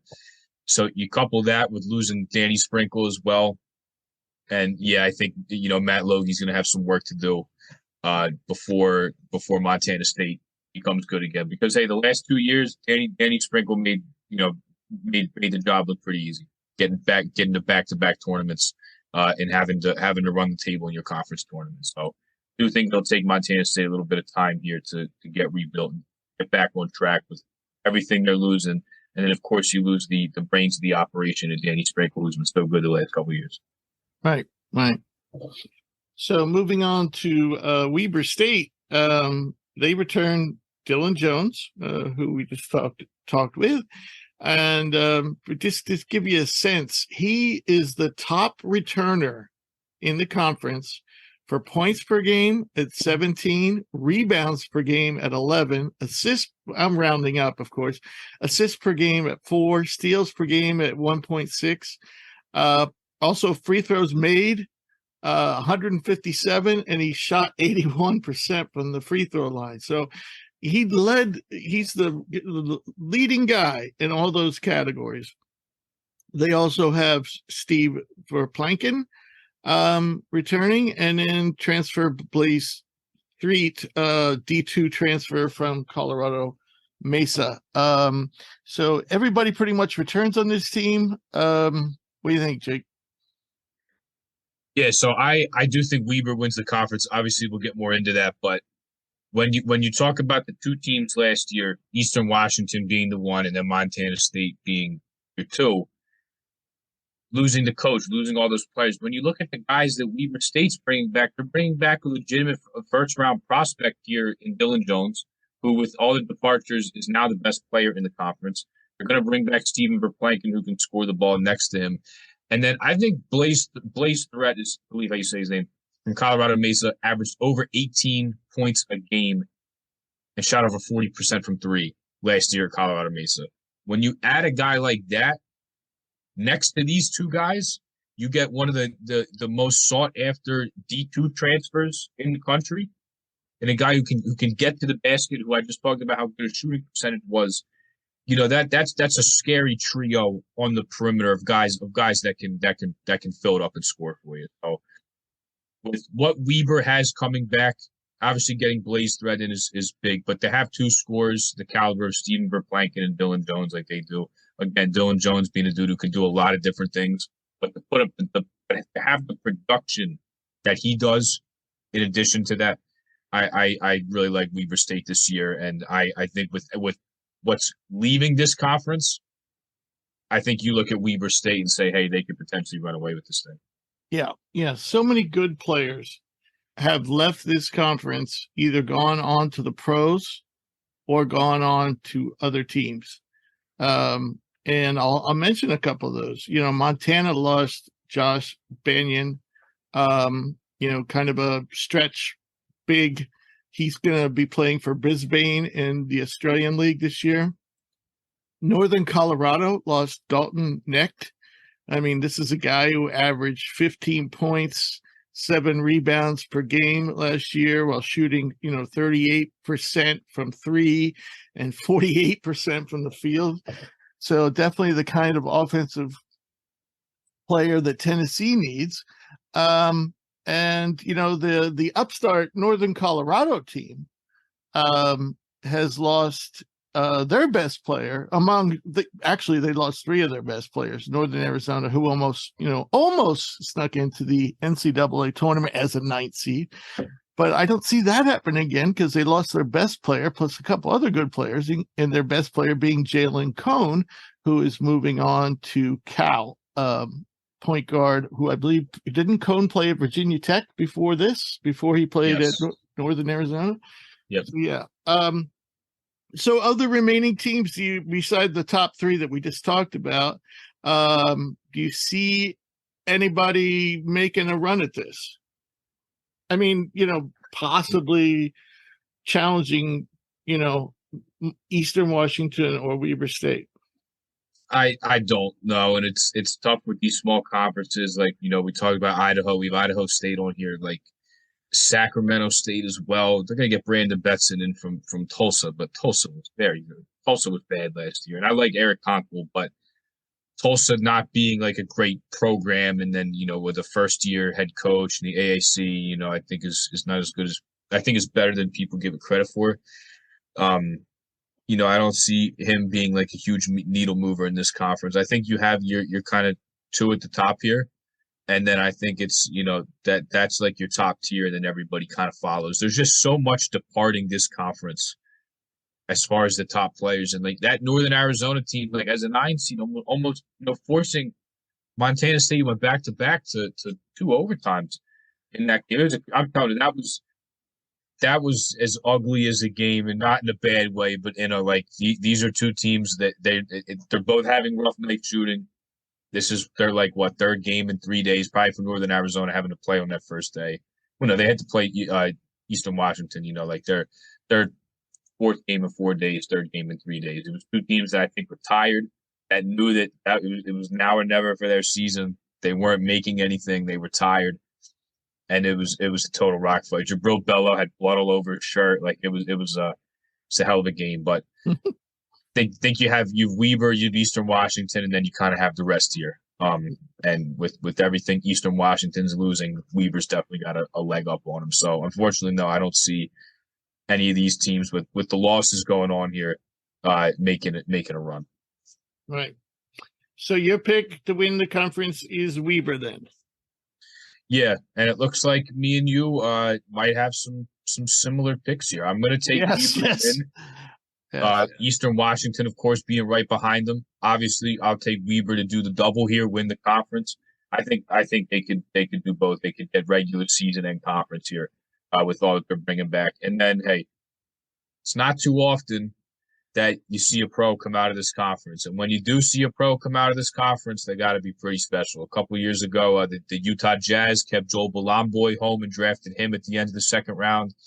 And then, of course, a guy by the name of Damian Lillard, you may have heard of, came out of Weber State. And I think Dillon Jones is going to continue that lineage here that he's talked about that he wants to do, and why he went to Weber with the pipeline of guys. Even if they don't get drafted, they go make money overseas, and they go make money playing professional basketball.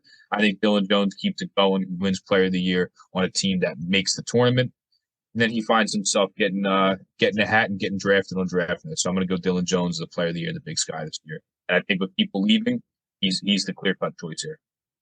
Yeah, my thoughts on the conference are basically the same. Weber State returns its core, has the best player in the conference.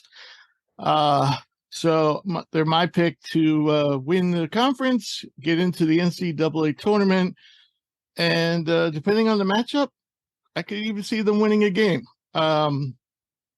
maybe two. As far as Dillon Jones goes, I think you're looking at a potential second-round pick. Certainly, a team is going to give him a try, and he'll probably start off by spending some time in the G League.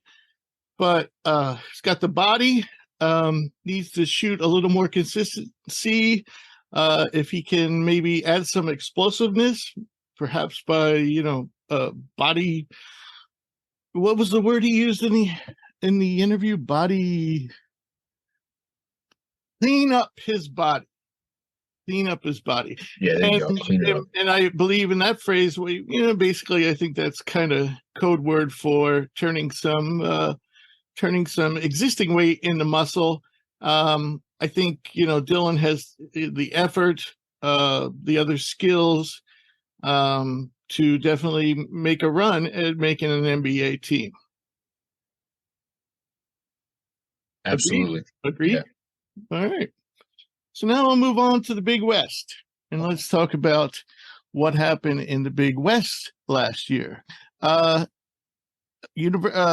Santa Barbara and UC Irvine tied for first in the regular season standings. Irvine, and I'm not sure what the tiebreaker was the top seed in the Big West tourney, but was knocked out by Cal State Fullerton. Santa Barbara then defeated Fullerton for the conference championship, but then lost in the first round of the NCAA tournament to Baylor. They were one of those teams where I thought that they had multiple pro prospects, and Baylor was just kind of a tough draw.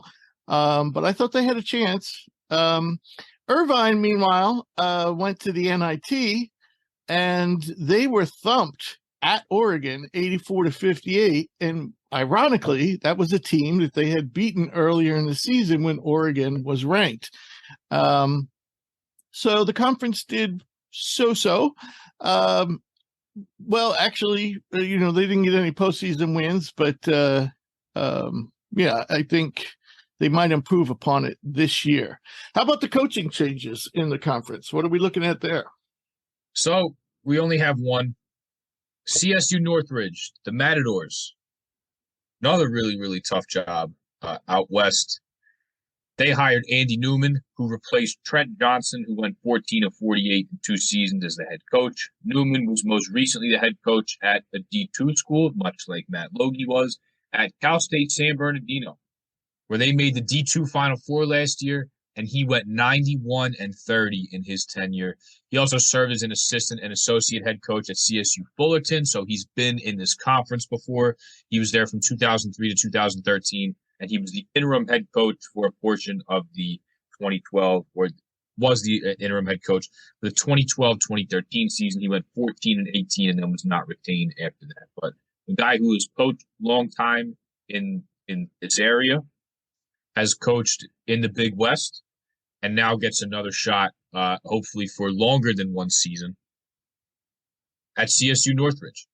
And that is our only it's a team that did not fare well last year.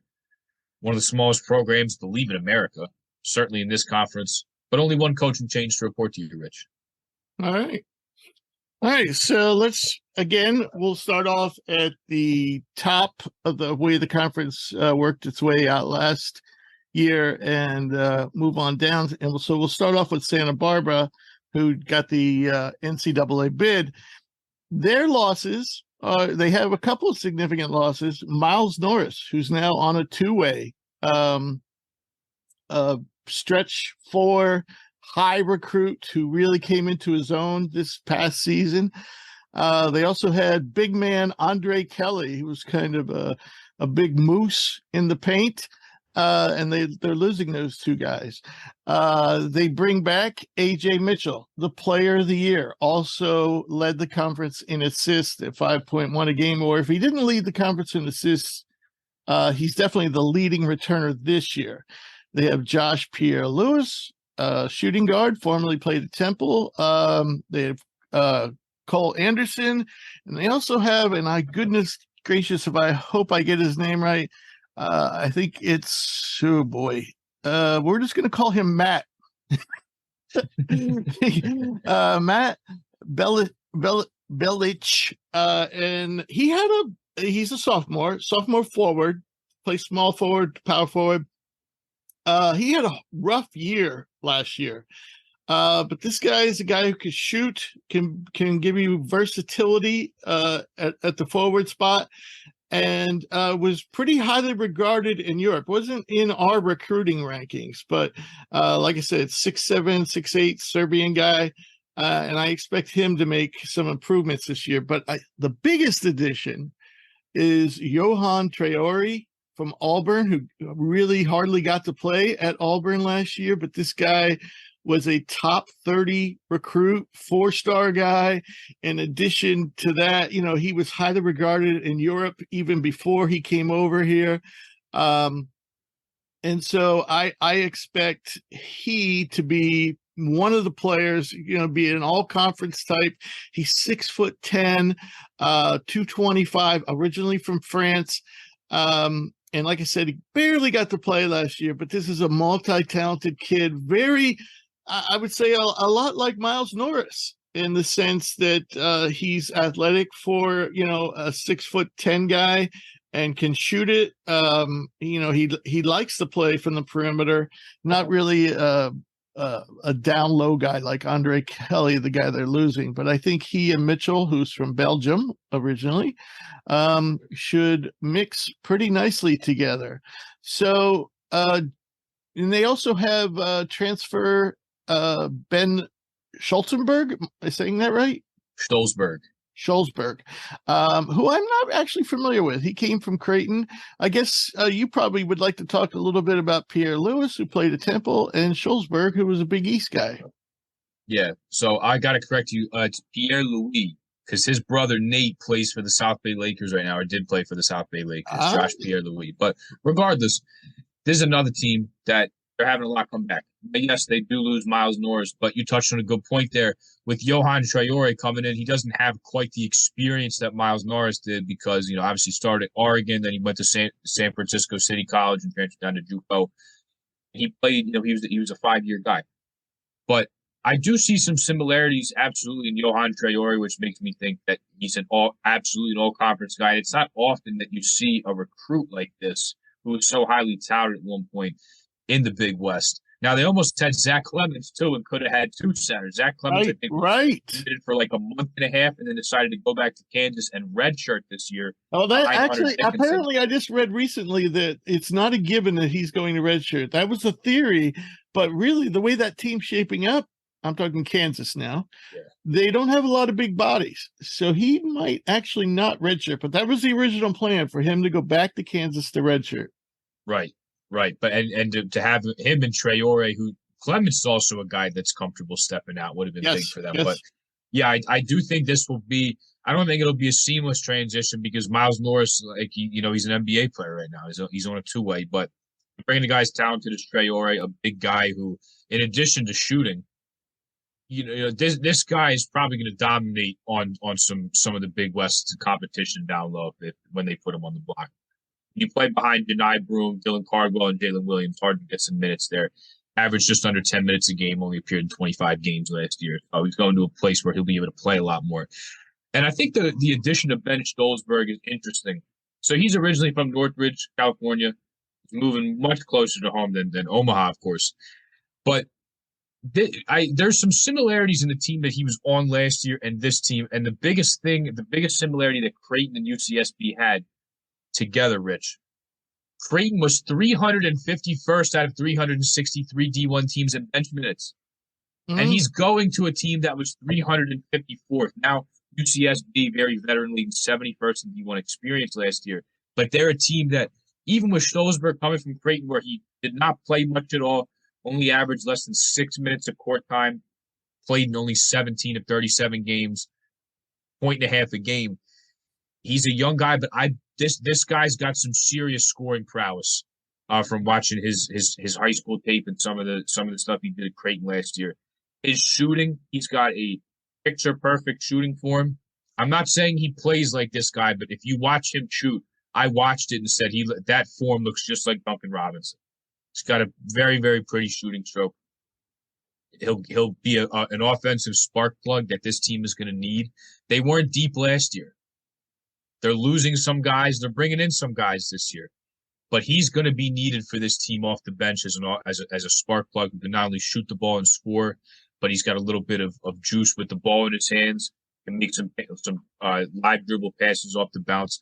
I like the fit here because he's going to a place a lot closer to home and somewhere where he's going to be needed to score. I don't think he's going to be thrown out there with a lot on his plate. He's just going to be put out there to score the ball and give him someone off the bench who can shoot and can play with the ball in his hands a little bit. So I think quietly under the radar here, Ben Stolzberg coming in is going to be a very, very solid piece for this team. So they're bringing in two young guys, but I do think right away in the Big West, them transferring down from the Big East and the SEC and Johan Traore and Ben Stolzberg, they'll be able to come in and help out and produce right away.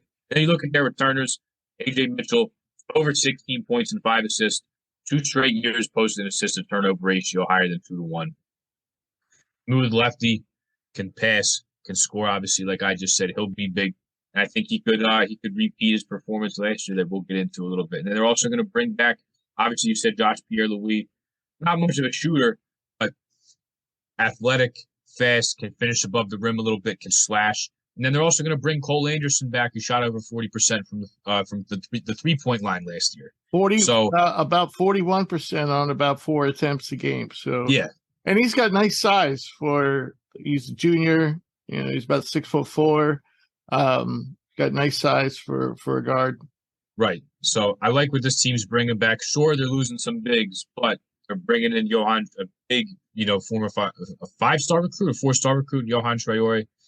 This is a guards game, Rich, especially if you have aspirations to play in March like the Gauchos do.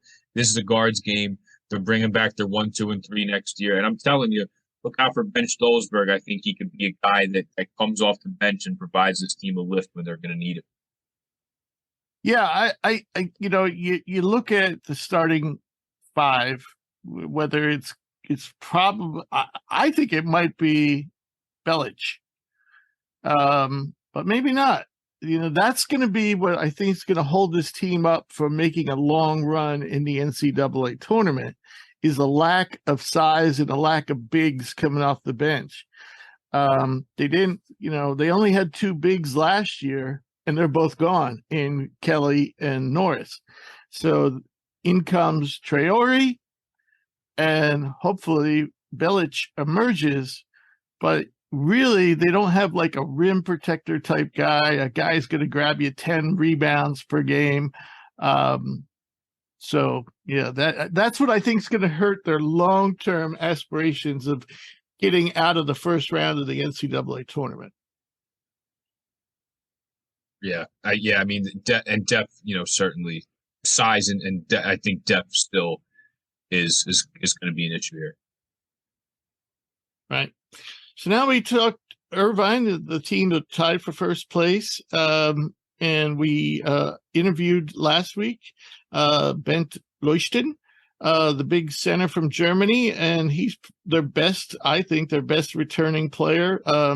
So if you didn't catch that interview, go see that. Bent's a highly efficient big man who can also stretch the floor. But the big problem with Irvine is, and I probably could say this about a lot of these teams, they don't have a lot of depth. And, Irvine lost their 2 leading scorers, their 2-minute, high minutes guys in Dawson Baker and DJ Davis. Davis is going to Butler. Baker is going to BYU. And so there you have it. Cal Irvine doesn't have a lot of big names coming in. And so I don't think they're going to be nearly as good as last year. Yeah, so they were actually one of the deeper teams, not only in this conference, but in America. They were 8th in last year. They did go with a 10-man rotation. That's true. But you're absolutely right that with what they had, there's no names that can nearly replace Dawson Baker and DJ Davis, who are now going to be moving into bigger conferences. DJ Davis going to Butler to play in the Big East, which obviously produced a champion last year, and again might be the best conference in college basketball that we'll get to at some point. So. Yeah, I think that this almost might be another Weber State case here. I hate to say that, but you've one team that's bringing back a good amount that just won. The team that was their biggest challenger isn't going to be nearly as good, losing their 2 best scorers. It might be a bit of a struggle for Russell Turner and UC Irvine as they look to navigate this, because they don't really have too many huge guards coming back. They have Devin Tillis at a forward spot. They have Ben coming back. Big, just not sure where where the pieces kind of fit to replace that scoring. And when you have a team, like I keep saying, this is a guards game. When you have guards returning for UC Santa Barbara that can score, where's that going to come from? And if you have to play them in a shootout and score a lot of points, are you going to be able to do that? So yeah, definitely going to be a step back and a bit of a rebuild, losing the production that the Anteaters did. Right. And the same thing could be said of the next team on our list is UC Riverside, who loses Zion Pullian to Florida. I mean, this is a guy who tested the NBA waters this spring, 18 points a game, excellent shooting splits, and over 4 rebounds a game, over 4 assists a game. He's gone. And then the next guy who in minutes is Flynn Cameron, another guard, and we're talking he averaged 14 points per game, also had excellent shooting splits, over 5 rebounds a game, over 3 assists per game, and 1.2 steals per game. And basically those guys were their 2 best players, and they're gone. And the one player they do have coming back is Lachlan Ulbrich, who was the freshman of the year last year. Big guy to keep an eye on, can stretch the floor a little, definitely needs to improve as a shooter, but he's going to be one of the better big men in the conference. And so that's a bright spot. But other than that, Riverside doesn't really have a lot coming in and a lot returning. Yeah, I mean, it's going to be tough with these small conferences when you have a player of Zion Pullian's caliber. So to replace right away with a recruiting class, if you're not going to bring in potentially a mid to high major transfer coming down. So, Riverside's certainly going to take a step back as well. You can't blame Zion Pullian for doing that when he put up the career numbers he did: field goal percentage, 3-point percentage, points. Strike while the iron's hot, man, and move on to your next school. So. Yeah, it's kind of unfortunate that it's not going to be as good. The Big West isn't going to be as competitive, and you got one team that's bringing a lot back, and you have some others that aren't. Right. But yeah, it's especially when you're losing your 2 best players like that, very, very hard, if not impossible, to do in small conferences like this. So yeah, you've Irvine's going to take a step back, Riverside's going to take a step back. Potentially could open the door for another, number 2 here that. Yes. Yeah, most definitely. All right. So moving on down the list, couple other teams to mention would be Hawaii, who was actually returning a fair number of players. They were the best defensive team in the conference, which kind of funny because for years Hawaii was a run and gun team, but last year they were one of the better defensive teams in the country. The only player they lose is Kameka Hepa, was a kind of a stretch big. About the only thing he really brought to the table really was shooting, but he was a really good shooter. And so they bring a lot of their core back. They add Justin McCoy, who was a seldom used player at Virginia and North Carolina. Gives them some size, though, because their best returning players are Noah Coleman and Javon McClanahan, both guards. Also, Bernard Da Silva, who was he's the leading returner for shot blocks per game. But he's not like, it was one per game. So he's not like a stellar rim protector. Fullerton loses their best player by far in Latrell Wrightsell, a versatile guard who's moving on to Alabama and definitely a player to watch at Alabama, though they have a pretty deep roster. But this guy can score over 16 points per game, 38% from deep last year. And he was clearly really a lot of what made Fullerton successful last year. UC Davis returns one of the better guard tandems in the conference in Elijah Pepper.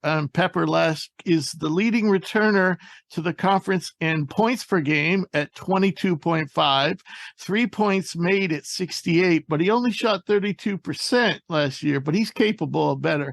He also led the conference in free throws made at 169, and he shot 82% from the foul line, and his partner in crime, Ty Johnson, is the leading returner in steals per game at 1.8.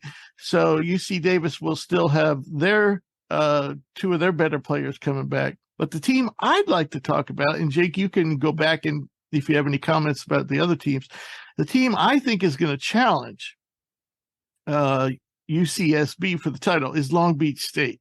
They don't lose much. They bring back the Traore boys, another Traore in the conference. One is Lucina, who's the leading returning rebounder in the conference at 10.5 per game. He's a power forward, interior presence, and Abubakar Traore, who is a defensive-oriented wing. They also bring back Marcus Sahonis and AJ George. They were top 5 in minutes per game. They both averaged about 26 minutes per game. Sahonis averaged 13.3 last year per game. Also joining the mix, and this is where I think I get excited, is because Long Beach State, really what they lacked last year, if you look down their depth chart, is they really didn't have a good shooter. I mean, you have to go really far down the line to find anybody who could shoot on this team. But the answer to their problems are here in Izel. I think that's how you say it, Yeah. Izel Silva, a transfer from Stanford. Silva was a high recruit. He was top 70, played 2 years at Stanford, but not much. Only averaged about 13 and a half minutes per game over his 2 years. But this guy can shoot. Career average Stanford, 40% from deep. And he also has decent size for a shooting guard. Actually, Real GM has him listed as a point guard, but I don't know. Hasn't really shown that at Stanford, but he's 6'4", 190, and I think if Silva can bring some outside shooting to a team that doesn't have shooters, Long Beach State can get up and down the court. They have defenders. They can score inside. They can attack the basket, but they need shooting, and hopefully Silva is the answer to their prayers. And I think if he is, it's tough to put that much on a one transfer. But if he is, they could give UCSB a run for their money. So, Jake, I just covered a bunch of teams very quickly in Hawaii, Cal State Fullerton, UC Davis, and Long Beach State, all of whom had winning records last year. Yeah. So what are your thoughts? So, couple things here. I think Hawaii, like you said, with the guards coming back and then adding Justin McCoy, even though, yes, he really did not play too much and shoot, but just needs some size there. I think Hawaii certainly is up there. UC Davis is interesting, with Elijah Pepper coming back and Ty Johnson as well. When you can return two guards like that, I think that's big. But no, I do think you're onto something a little bit here with Long Beach. My only concern is you're losing Joel Murray, you're losing your leading scorer, which means that Marcus Sahonis, who has always been streaky throughout his entire career through 2 years at Washington and a year at VCU, is going to be your potential ball handler now. A guy who's been streaky scoring the ball. He had 46 points in a game last year. But then there's also some games where he'll go for 7 to 12. And you need more out of a guy like that. These Traore boys can play. Tough, real physical. Lucina, obviously, with his rebounding numbers, but how about his offensive and his defensive rebounding percentages as well? In addition to averaging 10.5 points a game. They like to play a little high-low here. And it's funny, if you watch them play, they actually like to have Abubakar feed Lucina, maybe catch it at the elbow or catch the ball and feed him down low. It's pretty funny, a little last name connection there. But they'll play some high-low. They want to feed Lucina. If he misses, Spylight, he's probably right up there to get his own board and potentially get a putback. But yeah, the defense, they were not one of the best teams. They were actually, sub 300 in terms of points allowed per game last year, giving up over 74 a game. But they were able to score a lot. And you're absolutely right about the shooting. Silva's going to bring some. Marcus Sahonis, when he's on, he's going to bring some. I think the key to a key X factor to this team is Jadon Jones, 6'5" guard from local kid from California. Really good defender, averaged almost 2 steals a game last year, but had his worst 3-point shooting year at 31%. They're going to need a guy like him. They're going to need 3-and-D wings on this team. They need some shooting, and they're going to need his defense as well. So, with the loss of Joe Murray and with Tone Hunter as well, they're going to need Jadon Jones to step up. They're going to need the defense. They're going to need the 3-point shooting. I just worry in a conference where A.J. Mitchell's back, where Elijah Pepper's back, if Marcus Sahonis is going to be your ball handler, which believe he's more suited to play as a scoring role and a shooting guard anyway, and not so much as a point guard, if he's going to be your main ball handler and you want him with the usage rate that high, liable to take some bad looks, liable to turn it over as a guy who's not really a one. And if he's going to be your lead guard, I worry. But I like the Traore boys on this team. Jadon Jones, I think, can step into a bigger role. And then when you can add a power conference guy like that in the Big West as well. So I think you might be on to something with the 49ers here. Every time I hear Long Beach State being a Sixers fan, I think of Casper Ware being an OG process Sixer. But that's where this team kind of worries me a little bit. If Sahonis is your guy, and he's been hot, he's been cold, can never really seem to just hit a stride and stay consistent. That's what worries me when you need to go to Vegas and you need to win a bunch of straight games in the Big West tournament. So, yes, I think you have something here. I think they can contend, but can they be consistent if Sahonis is going to lead them? I have seen Sahonis play a lot. His time in Washington, his time at VCU. And he's probably going to be one of the best shot creators in this conference. The problem is he's a chucker. Yeah. And he can shoot you out of a game as quickly as he can shoot you in a game. For his career, 34% from 3, 69% from the line. So that's playing 2 years at Washington, 1 at VCU, 1 at Long Beach. So he led the team in scoring he's second, at 14.1. Like I said, I think Silva has to be the guy. And they list him as I got to admit, I haven't seen Silva play a lot. His career assists, they list him as a point guard on Real GM, but his assist turnover ratio doesn't show that he's a point guard. So, but maybe this kid who was hardly used at Stanford I think he's definitely going to be a good shooter. Question is, maybe he could take some of the ball handling responsibilities and kind of, calm that team down. They definitely have the cutters, the rebounders, the defenders. Do they have the shooters, and can they keep the turnovers down? I'll give you one last example, then we'll move off Long Beach State. They rank 15th in the country in pace. First in the conference, 15th in the country. They also led the conference in scoring last year at 77 points per game.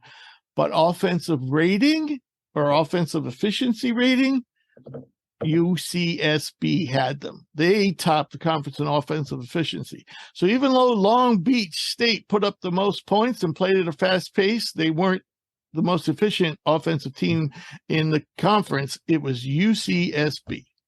All right. Yeah, so the only team, go ahead. I'm sorry, Jake. No, I just want to say it's like that TCU model. It's like, well, we can't shoot. We're not great in the half court. Let's play a million miles an hour and get some easy buckets. Got to do that. Got to, you got to mask your weaknesses a little bit and not play a game walking the ball up the court. Exactly. Is there anything you wanted to say about one team we didn't mention that also, I believe, had a winning record last year was UC San Diego? Anything you want to add about them? Or no, I have nothing about the Tritons. I get them confused though with the University of San Diego because one's the Tritons, one's the Toreros. It's the same, almost same freaking thing. Right. Steve Lavin's coaching the Toreros in the West Coast Conference. All right, so let's make our picks. What do you got for who's winning the conference, who's going to the NCAA tournament, and who's your player of the year?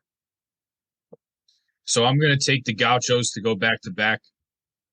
I think they're followed. I'm going to say Hawaii, and then Long Beach State. I think it's going to. That's what I'm seeing right now. UCSB, Hawaii, Long Beach State.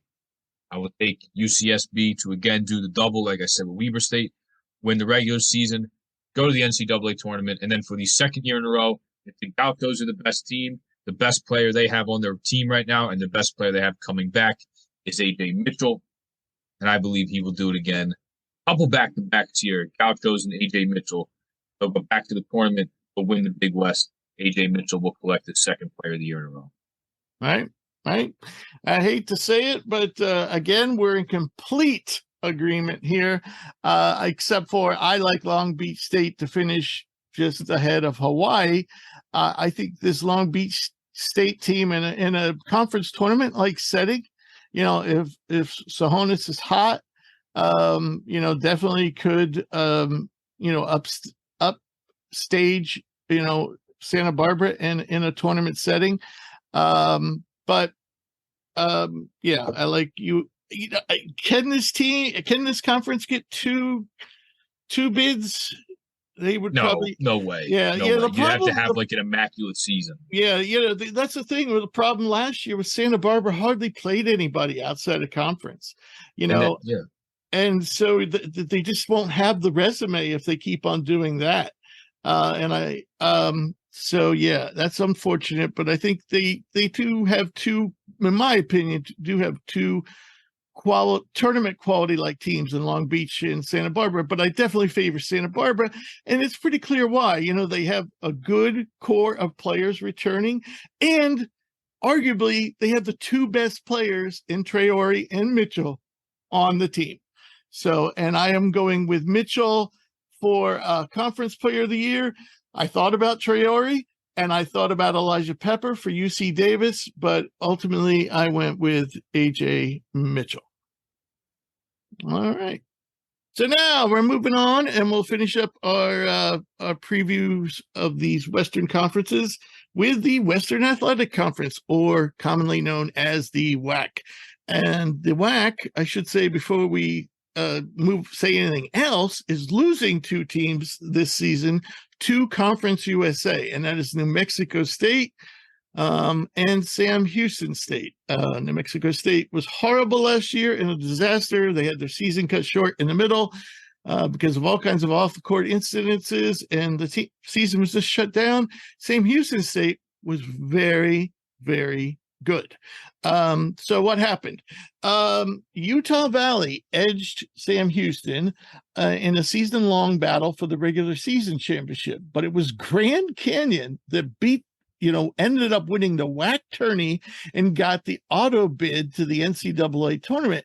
And then Grand Canyon gave Gonzaga a tussle in the first round of the tourney, losing only 82-70. Sam Houston advanced to the NIT, and they narrowly defeated Santa Clara and then lost to the eventual champs, North Texas. Utah Valley did even one step better. They advanced to the NIT Final Four. Along the way, the Wolverines defeated New Mexico, Colorado, Cincinnati, before losing to the tourney runner-up, Alabama Birmingham, UAB. So, of all the conferences we've talked about today, this conference had the most postseason success. All right, Jake, I'm going to ask you about the coaching changes, and you also have an interesting note here, which I didn't quite understand what you were saying.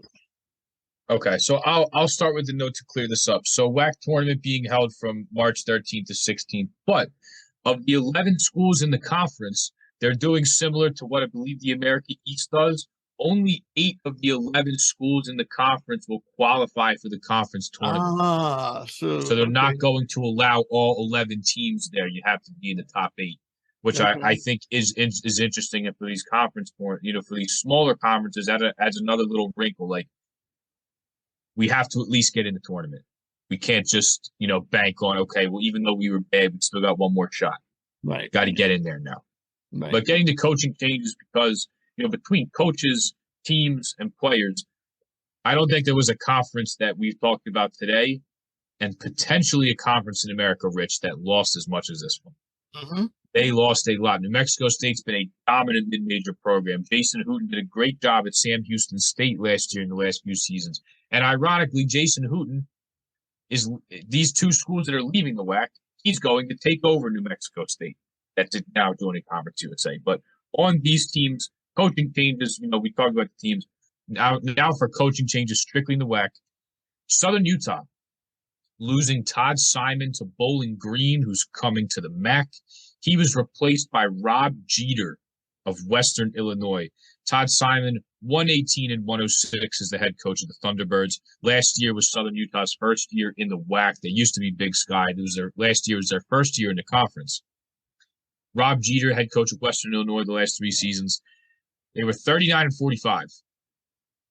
Potentially a bit of a head scratcher here. Don't believe he's got any ties to the area and, look, Western Illinois, another very, very hard job in Summit League, but not exactly a great record you're coming in with here to take over a program that Todd Simon actually had humming the last couple of years. And I certainly had a team worthy of getting into the tournament. He just couldn't pull it out in March in the conference tournament when they had to. KT Turner taking over at UT Arlington. He was an assistant coach at Kentucky last year, previously been an assistant at Wichita State, SMU, Texas, and Oklahoma. He replaces Greg Young, who in 2 seasons as head coach of the Mavericks went 22 and 39. And again, Rich, us being 2 Northeast and Philly guys, I'll do my best Jim Gardner impression. But the big story tonight in the WAC, Mark Madsen leaving Utah Valley to be the head coach at California in the now defunct Pac-12. There's no way he knew that was going to happen when he took it. Right, yeah. His replacement is Todd Phillips, who spent the last 4 seasons as an assistant and associate head coach on his staff. This is his first time being a D1 men's basketball coach at this level, and they're losing a lot. Mark Madsen did a really good job with a small program in Utah Valley. They're losing a lot of players. Obviously, he's gone. But easily the biggest loss as far as coaches go in this conference. He was very good and was on an upward trajectory the 4 years that he was in. To now leave for a power conference job for a struggling team in Cal that I think he actually is a pretty damn good chance to turn around. But regardless, a big loss for the WAC. So there you go. Three coaching changes for this conference. Right. So as we go down the conference standings, we start off with, as I said, Utah Valley was the regular season champ and made it to the Final Four. In the NIT. And unfortunately, they are losing a lot, but they're bringing in some too. Aziz Bandago is a 7-footer, moving on to Cincinnati. He was a rim protecting force, could even make a three once in a while, a big time presence in the paint on both ends. They're losing Latre Tethard to Oklahoma, and Trey Woodbury, who was really played well, good shooter, shooting wing, and he is in the portal. But Jake, you tell me he may actually not be able to play this year because there's a question about whether he has another year of eligibility.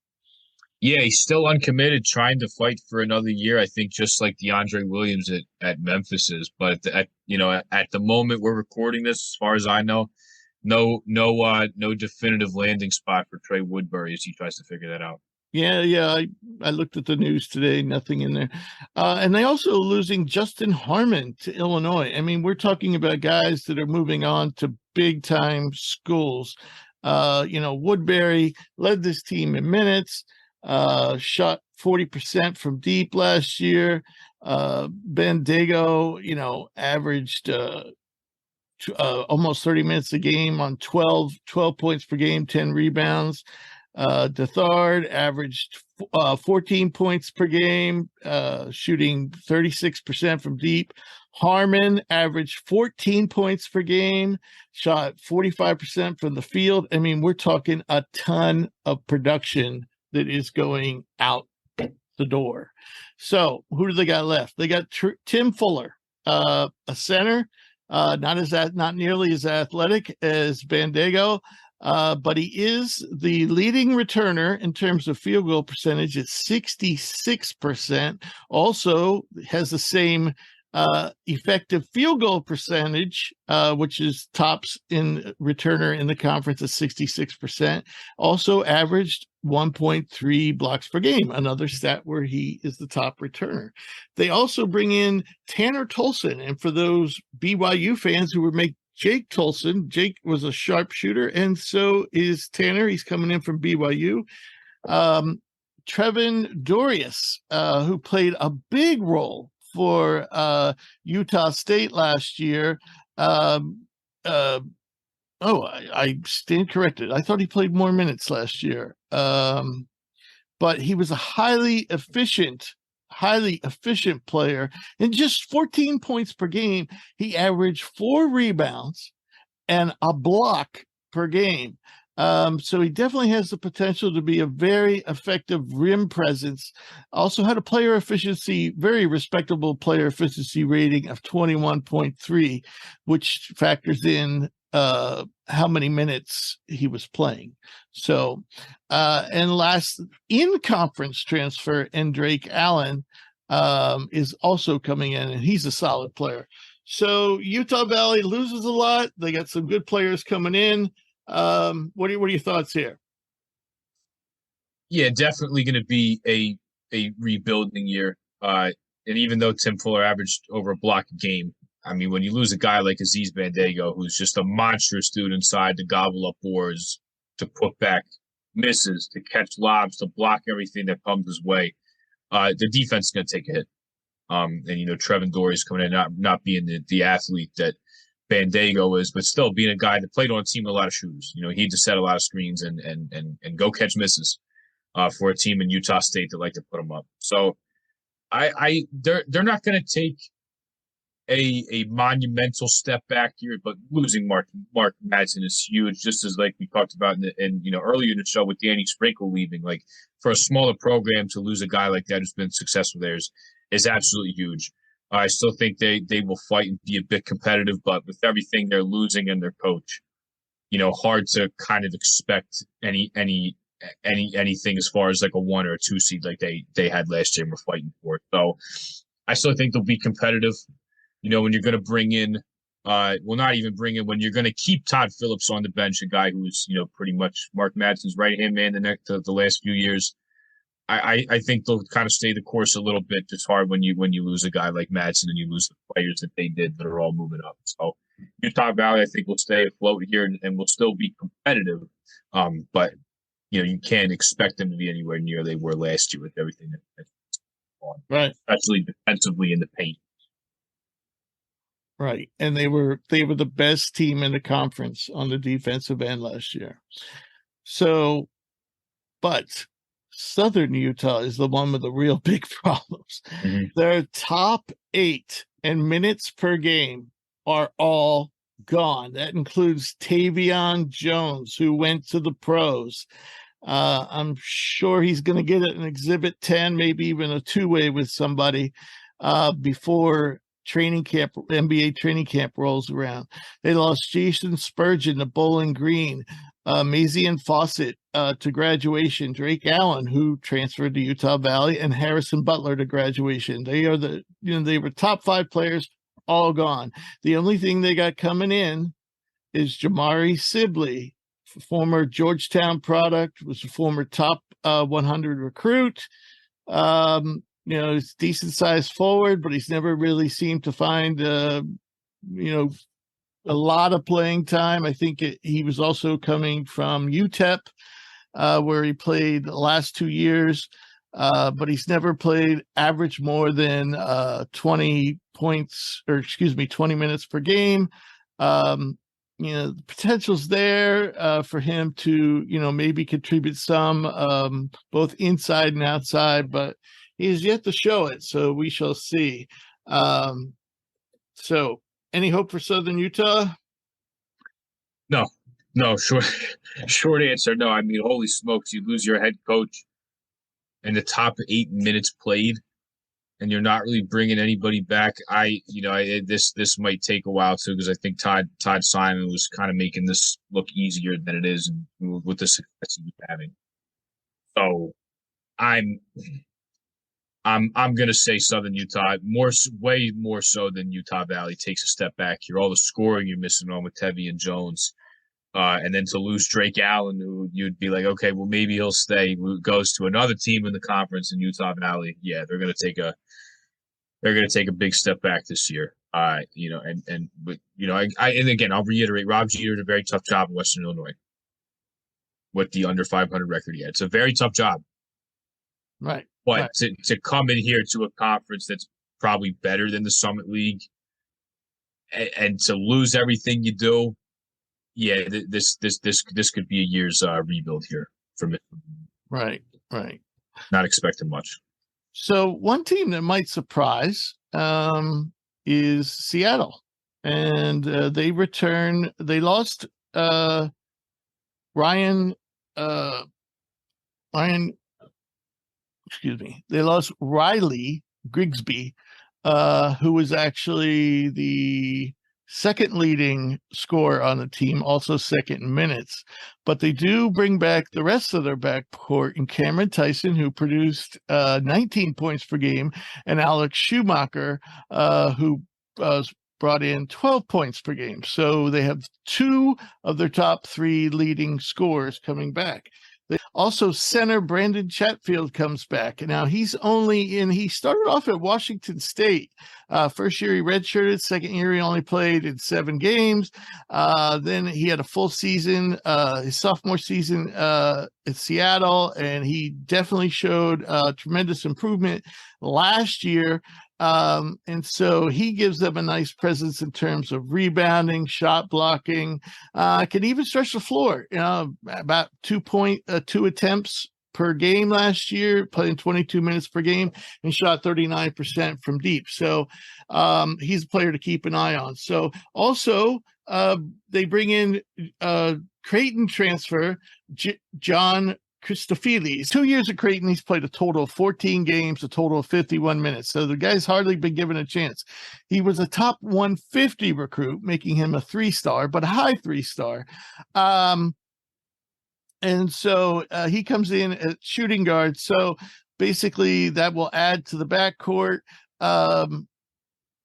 Seattle's got some guys who could score. And, Chatterfield gives them a nice presence in the paint. What do you think? Yeah, I think you could have some here. Unfortunately, Darian Trammell isn't walking through that door. Word to Rick Pitino. But you still have Cameron Tyson here. Guy can fill it up. Started his career at Idaho. Then went to Houston. Didn't really play there. transfers back down to a smaller school in Seattle, and it's putting up big numbers there. So I'm interested to see what Christofelis does here, because if you add him on top of Schumacher and Cameron Tyson, you could have a nice little guard trio for yourself. I'm sure Christofelis will definitely play a lot more transferring down here, but you could have a nice stable of guards here, and then a former Power 5 guy in Brandon Chatfield. So, yeah, I think Seattle could make some noise for sure. They're certainly not losing as much as the other schools, and they're returning quite a bit. So that's definitely promising for the Redhawks. So yeah, I think they have something here. They had the 3 last year. Mm-hmm. So yeah, potential to build on, because you look at the 2 teams above and losing a lot. Potential for them to build on that and have a top 3 finish once again. Right. Then we have Stephen F. Austin, who was the 4th best team during the regular season. They have Cedric Hall, who is my pick to be Defensive Player of the Year in this conference. They all have A.J. Cajuste, who's the leading returner in assists with 4.3 assists per game. They also bring back Lachelle Joseph, a combo guard. So the thing of it is about Stephen F. Austin is they're losing nobody of significance. The question is, are they bringing him back enough? Their one interesting transfer is from Utah Tech. That's Frank Stain. What do you think? Stephen F. Austin bringing back enough? Basically, everybody's coming back, and they had a winning season last year. Yeah, no, I think this is definitely a team that's going to make some noise, and you hit the nail right on the head. Whenever I think of Stephen F. Austin, whether it's Kyle Keller, whether it's Brad Underwood, you think of the defense. I love the way this team plays. They play with their hair on fire. They're going to press defensively, play at a fast pace. You look at in Kyle Keller's tenure since 2017, they have finished in the top 10, including 2 number 1 finishes in defensive turnover percentage. 5 or 6 of his 7 years there, Rich. I love the way this team plays, and that is what will keep them in games. Also, how about this? Last year on offense, Rich, 38%. 38% as a team was one of the highest marks in America. So if you can make threes, 14th in the country. Yeah. So if you can shoot the ball like that and you can play at the pace that they do, 30th in defensive average possession length, that's what this team does with these guys. And then they're going to bring in Frank Stain, a physical forward who's going to score inside, probably won't add to that 3-point mark that they had. But this is certainly a team to keep your eye on what they have coming back. If you defend the way they do, you are going to put yourself in a position to win a lot of games. The only problem, non-steal turnover percentage and turnover percentage in general, this was one of the worst teams in America. They were the worst team with non-steal turnover percentage, 338th in offensive turnover percentage. So if you're going to play that type of style, you're going to play that type of defense, you can't give it back to the other team. Right. But you shoot and you play defense the way this team does, and it's a joy to watch. I mean, think of how dominant they were as a program when they had Brad Underwood. They were going undefeated in conference. They should have made the freaking Sweet 16, but Rex Pfluger tipped in that ball at the last minute. Regardless, this is a really good program. I love the way this team plays defense, and it's that style. Speed the other team up, create chaos, that will keep them in games. And I believe they are one of the 3 best teams in this conference. Right. If you like fast-paced basketball, watch the WAC conference. Mm-hmm. Last year, they had 3 of the top 31 teams in the country in terms of pace. Rio Grande Valley, number 1. Southern Utah, number 11. Utah Valley, number 31. They also had 3 of the top 17 3-point shooting teams in the conference. Grand Canyon at 13, Stephen F. Austin at 14, Utah Tech at 16. So this is a team, this is a conference that likes to run and gun. So moving on to the team I just talked about a little bit, Grand Canyon. This team loses a couple good players. Chance McMillan is going on to Texas Tech. Walter Ellis, LaFonso Ellis' son, turned pro. However, they have Ray Harrison coming back.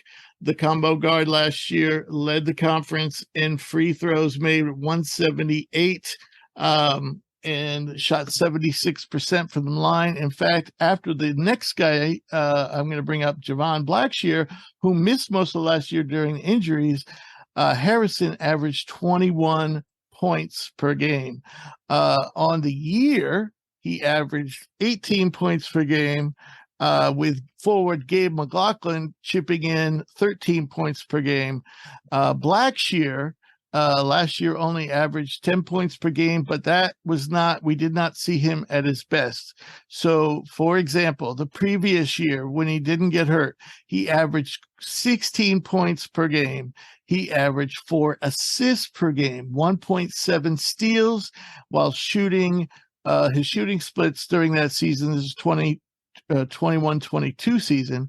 He shot 42% from the field, 39 from deep, and 74 from the free throw line. So he is also an all-conference like performer. So you have Harrison, Blackshear, and McLaughlin all returning, and then you add some really, really interesting transfers. Sidney Curry, a big round mound of rebound from Louisville. You have Duke Brennan, a 7-foot center that was hardly used at Arizona State, and you have Tyon Grant Foster, excuse me. And this is somebody who spent some time at Kansas in DePaul. At the time when he came to Kansas, he was the number 1 JC transfer in the country, highly regarded, considered a 4-star like product, but it's never seemed to click for him. But he has ideal size, really good athleticism, and maybe this is his home. Maybe this can finally get it to click here at Grand Canyon. So what do you think of this team? So I really like this team, and I do believe they'll win this conference. This has become a program under Bryce Drew that has been able to draw in high major transfers. You look at again this year, they get 2 guys from Arizona State. If you remember 2 years ago, they got Holland Woods, who ended up being an all-conference performer, and Tayshaun Cherry from Arizona State.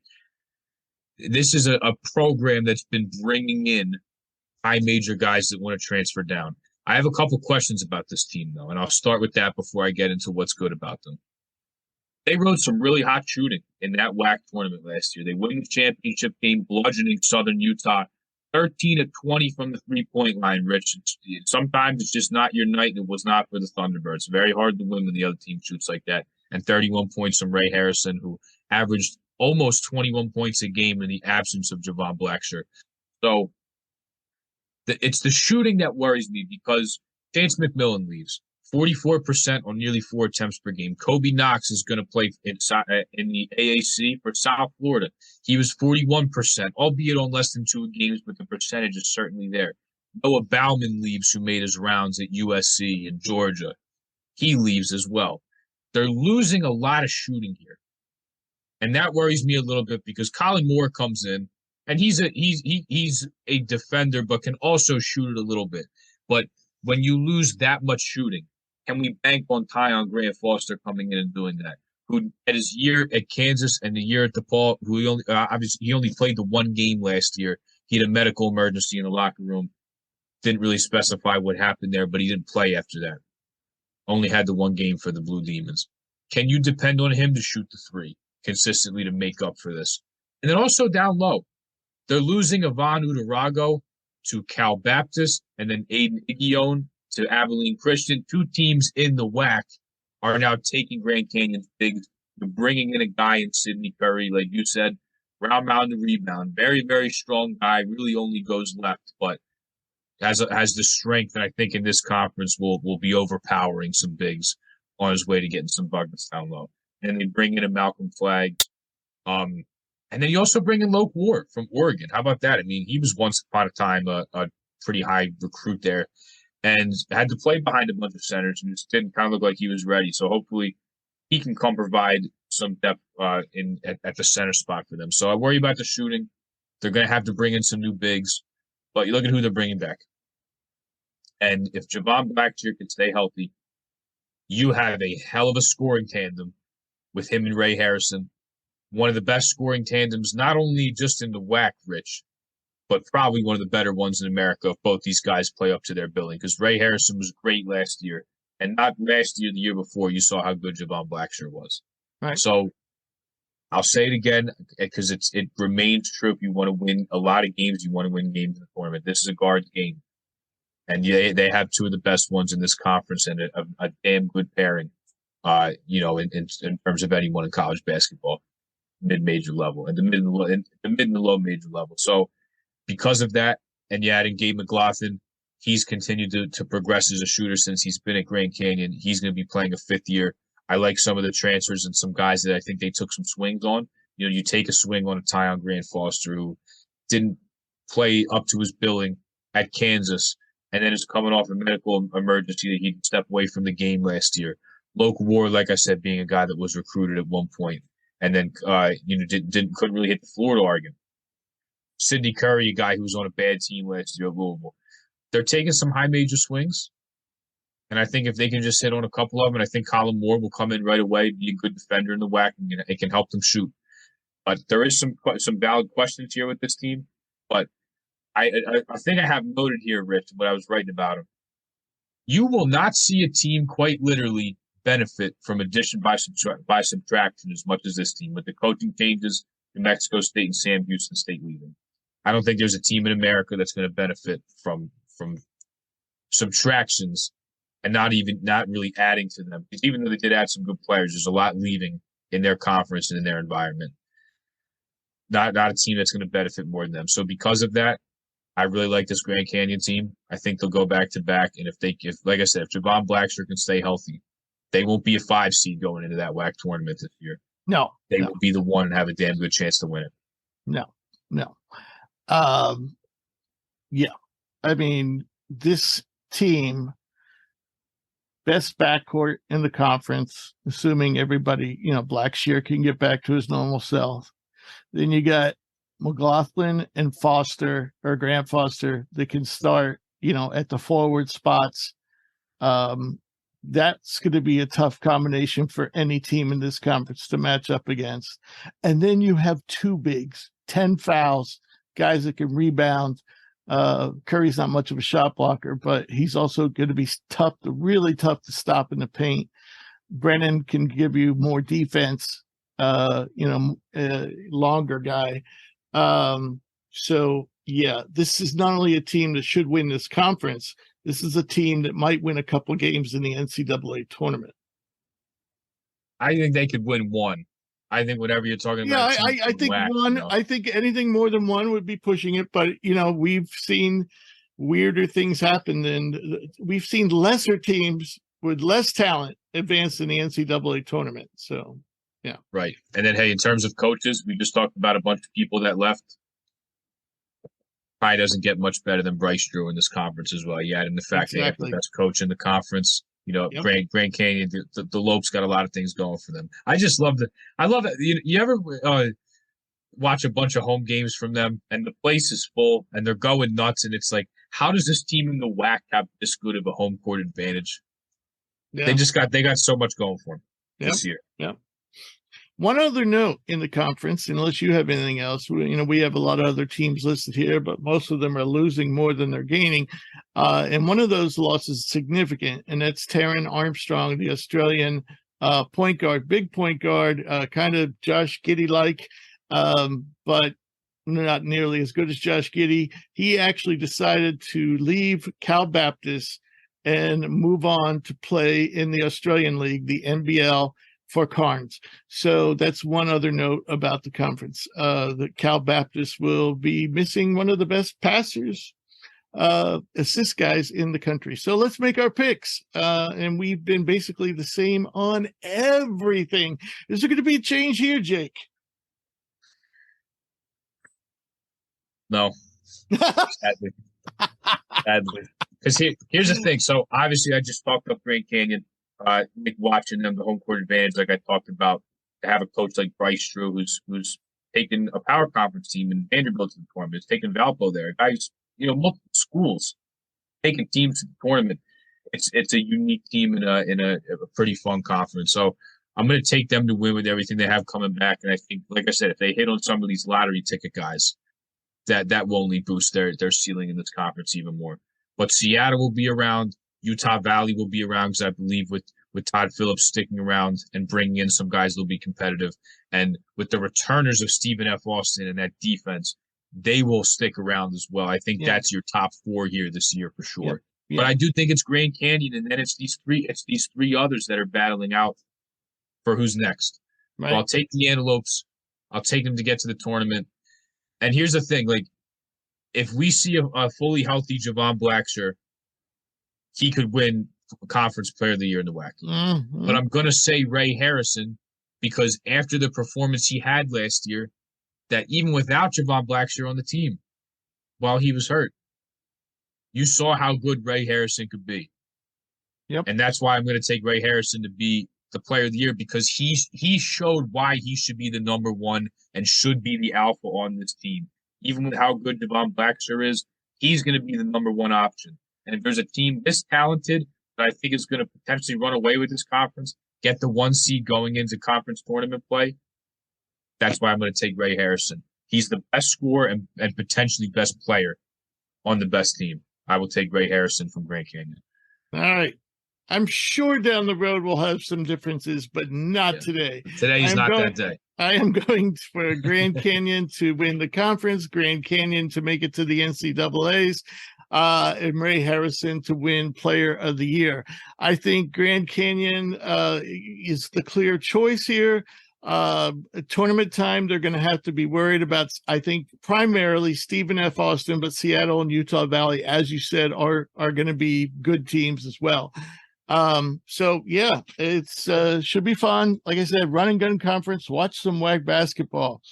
All right, now we're going to go back to the Big Sky and bring in our second guest of the show, and that's Eastern Washington forward Cedric Coward, a player to keep an eye on this season. All righty. So today's special guest is Eastern Washington junior forward Cedric Coward, a key reserve last season for the Eagles, who won the regular season Big Sky Championship and advanced to the second round of the NIT. Playing nearly 22 minutes per game, Cedric averaged 7.3 points, 5.6 rebounds, 1.8 assists with outstanding shooting splits, 68% from the floor, 39% from deep, and 74% from the free throw line. He led the Big Sky with a plus-minus rating of 6.2. Also finished in the top 10 of the conference for rebounding percentage, steal percentage, block percentage, defensive rating, player efficiency rating, and win shares. Cedric, it's great to have you on the show. How are you doing today? I'm good. Thank you for having me. I'm doing well. Great. It's excellent. So let's get right into it. I've been told you don't have a lot of time tonight. You have other media commitments. So I first noticed you when I was scouting Steele Venters and Angelo Allegri. Now those guys are gone, along with Tyrese Davis. That trio not only led the team in minutes per game, but also in points per game. In my opinion, their departure set you up for a breakout season. Would you agree? Yes, that's the goal. Not only to have a breakout season for myself, but also for, others who are stepping up in their role and also have the same, if not more, success than we did last year. Right. So what are your goals as personal goals and team goals without these guys? Team goals, like last year, what we did was really special, but the ultimate goal we wanted was to get to NCAA tournament and win the conference championship. So I think that is the biggest team goal with a lot of new guys we have this year, just to get back to where we were, repeat in the regular season championship and then go to the conference tournament and do what we were meant to do last year and win it, and then go to NCAA tournament and get a couple games and, see where it goes from there. And then personal goals for myself is just to be better than I was last year. Last year, all the noise and everybody talking about top 10 in this or you're super efficient in this. And that's my goal, is to be better than that. Like, I've always heard, you're just as good as your last game. And even though I had good numbers or anything or something like that from coming off the bench, now with my role being bigger, I'm trying to excel those numbers, not only for helping myself and where I want to go in the future, obviously as a pro and jumping up draft boards, but helping my team and knowing that that's what I need to do for us to succeed. Okay. All right. So you're 6'6", about 205. Is that right? Yep. Okay. And you played a lot at the 5 spot last year, and I'm guessing that might change this season. The reason I say that is I expect both you and Ethan Price to play a lot at the same time. And for those who don't know, Ethan is out of England, 6'10". I think he goes about 230, 240, somewhere in there. So is that the plan for you guys to play a lot together? And how do you see that working? Oh, yeah. I know Ethan, like me and Ethan really built a relationship because last year I played the role as in like bigger than what I am necessarily. I played more of a like big man in 4-3-4 role. So I got to know Ethan and, Dane and Casey, like those guys in in our respective position group. We got to know each other very well, know where we like the ball and how, where we succeed on the court and things like that. And then plus, throughout this whole spring and summer, I've seen him work, he's seen me work, and we've been playing a lot together, noticing like how that's going to gel because we already know each other off the court as great friends. And now it's just on the court, just realizing now with the new role I'm in and the excelled role he's in, just figuring out how that's going to work. I think as we get more into it, get more comfortable to it, it's all going to flow in nicely. But that's what I expect, and shouldn't expect anything less, really. Okay. All right. So bear with me on this question. I got some analytic numbers to throw at you, but I'm going to start by saying, as a freshman at the D3 level, you were a stat stuffing machine. I won't go through all the numbers, but trust me, your numbers look LeBron-like. Contrasting your role, and is it Willamette? Am I saying you're D3? Willamette. Yeah, Willamette. Yeah. Okay. You were more of a perimeter player, more of a shot creator than you were last season at Eastern Washington. So last season, you mostly scored around the rim, and you were fantastic on cuts and transition in the post. And in those categories, according to Synergy, you ranked above the 92nd percentile for points per possession on all 3 of those categories. You didn't take many jumpers, 40 to be exact, but you were very efficient with those shots as well. 88th percentile for points per shot. So now I'm specifically going to ask you, what kind of Cedric Coward are we going to see this year? Is it going to be more of a wing type of player? And like, what kind of things are in your offensive game do you think we'll see? More ball handling, more shooting? Give me, let's talk some X and O's. Well, definitely more on the perimeter, a lot more ball handling. I'm put in a position now where the ball is going to be in my hands for a lot more than it was last year. Now that I'm comfortable in the offense and at the D1 level, I played before. We played all sorts of competition. So really anything you throw at me, I've seen before. But now it's just in that excelled role where I'm now a ball handler, organizing offense, like being a floor general, really. So that's pretty much what you're going to see. But also a mixture of the D3 and last year's D1. Like I still want to don't go away from what I did last year because it helped me succeed. And that's having high motor, being, as the phrase they call, a dog on defense and a dog really on the rebounding boards, but also what I brought to Willamette as in a shot creating aspect, being able to get to my spots, being able to be efficient still and put up higher numbers than I did last year. Excellent. All right. I forgot to introduce you to Jake. Jake's our resident college basketball expert, and I'm going to pass you over to him for a few questions. Oh.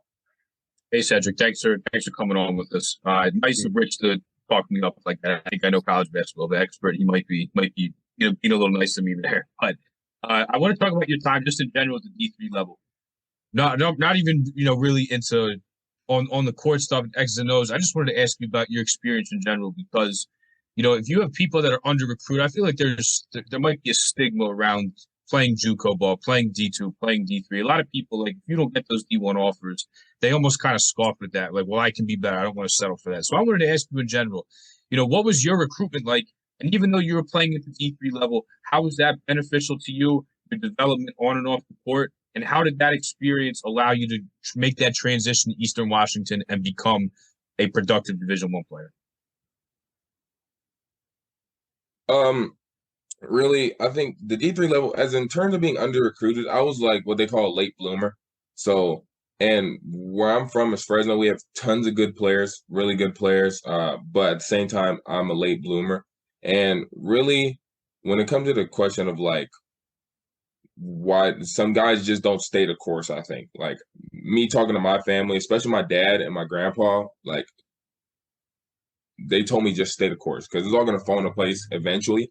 But at the same time, you just got to show, you got to work harder than everybody else, and then you got to show your skills as well. Like, be confident in yourself. So at the D3 level, when I first came in, it was a lot, you know, because you're playing against grown men now instead of in high school, you're playing 14 through, 18-year-olds. But you're playing against grown men now, so you get different aspects of everybody. So you're playing guys bigger than you, not only in weight, but in height. You're also playing guys smaller than you, faster than you, stuff like that. So you're getting everything thrown at you at once.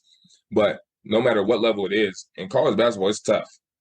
It's all about, it's not only talented players, but it's schemes, it's coaches, it's defensive principles, it's all types of different stuff. And as I excelled in the D3 level, I was able to kind of get a little snippet of that, of different coverages and things thrown at me, being able to read the game a little more. And like you said, in that D3 level, as I got more towards the end of the season, middle of the season, I played more on the perimeter as a ball handler. So I got to see ball screen coverages they threw at me, if they blitz and if they're dropping stuff, how I can beat it and how I can still get my shots and make it efficient. And then when I came to Eastern, it was really, my whole goal was just to play. That it was whatever I could do to get on the court. If it's, I just got to go in there for defense. If I just got to go in there for, rebounding, whatever it was, however I can get on the court, that's really what I wanted to do. And everything I do is just trying to help the team. Me personally, I don't really care about individual stats. I can have a game where I have 25 points and 10 rebounds, or a game where I have 5 points and 2 rebounds. As long as we win, that's the biggest goal, and I'm fine with that either way. Yeah, no, I definitely love that answer. I mean, you look at the NCAA tournament this last year. You had Charleston, whose 3 best players were pretty much D2 guys. I mean, you look at Fairleigh Dickinson, like most of that team was D2 guys. So I always hear, in football and in basketball, they always say if you can play, they'll find you. So I mean, I think more people, like, you're absolutely right. There's no shame in going D2 or D3. Like, think about how low some of the new guys we have now are from JUCO levels, or right. Yeah, some of the guys we have now are JUCO level. Dane Airship last year, he was at D2 before he came here. I mean, everybody here is talented. Basketball is basketball at the end of the day. You've been playing the game your whole life, so no matter who you go against, as long as you realize they lace up their shoes the exact same way, unless they're Velcro, but if they lace up their shoes the exact same way, and you go out and play the exact same game, it's no different. Just stay confident in yourself. Yeah, no, absolutely. And especially for your conference that we're going to preview a little bit today, like being a smaller conference in D1, like that's like the most logical route for guys like you, is if you're going to come from a smaller level and break into the lower level in your rise. Yep. All right, let's talk about on the court now. So we touched on your offense. I want to talk about your defense, though. Do you consider yourself a better defender than you are an offensive player? And I know last year, like, you guys lose early in the conference tournament. You have a really good team in Weber State that's bringing some guys back. Is there anybody you're looking forward to matching up with this year on the defensive end?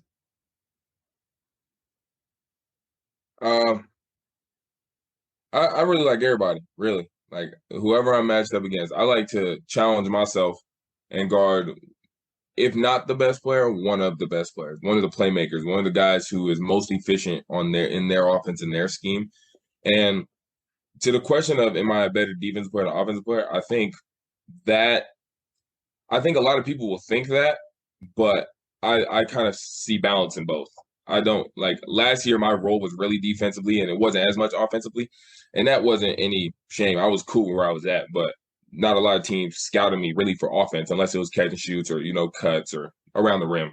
But now they're going to have to scout me differently this upcoming year. But at the same time, I still want to keep that defense. Like, in practice now, me and Casey, we always, if we're on the same team, we're always figuring out, like, who's going to guard who. Like, because we just want that challenge. Like, we're going to guard the guy who's doing the most, who is the most productive, so we can shut them down. But there's no specific names. Like you said, Weber's bringing back a lot of guys. Portland State has a lot of guys that are pretty good. Montana State, they're always tough. Everybody in the conference really has either one or two people that are really, good and efficient in what they do. And the goal is to always shut them down or make them less efficient in what they're doing. But there's no specific name really, but pretty much is, like I said, it's just that remains to be seen whether, my defense is better than my offense or my offense is better than my defense. But I like to think of myself as a two-way player, because I feel like if you just have one side of the ball, you're exposing weaknesses, and I don't feel like, you want to get anything exposed. Gotcha. Well, you're going to lead me right into my next question, because you talk about what you can do on the defensive end. In our opening for you, we talked about all the numbers you were putting up in a bunch of different categories. You're a Swiss Army knife that can do a whole bunch of different stuff on the court. But if you had to pick one overall aspect of your game that you think is the most underrated or underutilized, you can do so much. But what do you think is the one thing that you want to show a little bit more this year that you think you bring a lot more value than people give you credit for? I think that's tough, because I think people have a good grasp on my versatility, and I think that's pretty well spoken. But like you said, most of it was on the defensive end. Now I think it's offensive minded. So this year, what I want to get to is probably show more of my playmaking, and not playmaking as in getting assists or stuff like that, but getting my shots, but also getting my teammates involved too. Like I think I was pretty efficient last year on, making the right pass and stuff like that. But now it's got to come off of me coming off a ball screen, me coming off of, stagger, stuff like that. As a guy, not only as a threat to shoot, but also as a threat to realize if he doesn't shoot and he drives to the basket, somebody's going to get a shot. Somebody's going to get a good shot. Whether it's him or whether it's my teammates, we're just going to find the best possible shot. So really, that's probably what I want to show now. Okay. I'll kick you back over to Rich then. Love that answer. About one thing I noticed was, and I always think it always shows effort and intelligence, is a good cutter. A knowing when to cut, where to be off the ball, and I think that's going to serve you for your entire career, having that intelligence, that that, and the drive. Some guys, just aren't movers. If they don't have the ball, they kind of just stand there, but you don't. But anyway, I wanted to get back to the team for a second. As we said, you're going to be missing, 3 of your top guys from last season. So what gives you the confidence that you can achieve the goals that you stated earlier, winning the conference, getting to the NCAAs? And is there a particular teammate beside yourself that you think is going to have a breakout season this year? Last year, those 3 guys taught me a lot, really. Taught me a lot, not only how to win, but also how to do it in the spots they were in. As our top 3 guys, not only in minutes played, but probably ball handling and, all the stats. They taught me, watching them, guarding them each day in practice, playing with them each day in practice. They taught me a lot. But what gives me the confidence is not only do we have coaches that know what they're doing, even though we lost 2 of them, we still have Dave, Pedro, and then we brought in 2 more, and then we obviously have our core GAs and assistant coaches. We're all in it for the same goal, and we also have veterans that have been through the fire, like Ethan, me, Casey, Dane, Ellis. We brought veterans not only that have been through the fire, but are leaders on and off the court. And the guys we brought in too, they know what the goal is. They know coming into Eastern that we don't accept anything less than, championships. It's really championships, or really it's kind of a failure to the season. But when it comes to having breakout years, I really can't name one, because I think all of them are. Everybody has shown tremendous improvement in what they've done. I say the biggest 2 are the starters from last, Ethan and Casey. What they're going to bring this year is going to be way more than what they brought last year. And last year, what they brought was absolutely incredible. And then you have me, Dane, Ellis off the bench, and then surprise, Lawan, who was redshirted last year. You'll see him this year. He's absolute dog. He's what everybody wants on a team, but everybody hates to play against. So I think everybody this year that returning is going to have a breakout year. And then the new guys, as they get more infiltrated in the system, they'll find their way. And I'm not even going to assume. I know everybody's going to have a great year and going to do what we need them to do to be successful. All right. Good answer. Good answer. I hope you have time for 2 personal questions. Got time for 2 personal questions? Yeah, I got time. I'm good. All right. So number 1, I know you're an all academic selection last year, and I know I see through on the school's website that you have been involved in a lot of off-court activities, like student government and things of that nature. So I wanted to know, is there a particular thing you'd like to you talk about, maybe that you're now doing in Eastern Washington that's unrelated to basketball, a project or an organization you're involved with that you'd like to talk about? Not necessarily. Last year I was in what's it called? SAC. I think SAC. I forgot what Student Athlete Academics something. I forgot what the actual acronym for it. Yeah. But SAC and that was cool. That was really cool. It was one of those things where you got to really be involved in the problem solving and how to connect athletes and regular students on campus all to be one big community. Because a lot of the people, see the difference in athletes and students and one's higher than the other, stuff like that. But at the end of the day, we all want to come together, because without the students, the school's not possible. And without the athletes, the sports aren't possible. So being able to all come together on that. But besides that, I'm not really involved in any outside groups or anything like that. I really focus on hoops and my schoolwork, and because my mom always told me, if you don't have the grades, you can't play. Right. And it's one of those things where I know Coach Riley's the same exact way. If you don't have the grades, you're not going to play. So that's one of the things, I focus on just my schoolwork and how to get better each and every day playing basketball. All righty. Last question. You got a trip coming up. It's, I believe it involves going to not only the UK, but also Spain. What do you got to be excited about that? What are you most looking forward to? I'm honestly most looking forward to meeting Pedro's family, because we're going to Pedro's hometown and seeing his family. And the way Pedro acts, he's one of my, best coaches I've ever had. We're really close. So knowing how he acts each and every day, the excitement, the energy he brings, I just want to see if his family's the same way, where he got it. And I'm assuming they are. But also, I'm just excited to get out of the country. This is my first time, and I don't know when I'm going back.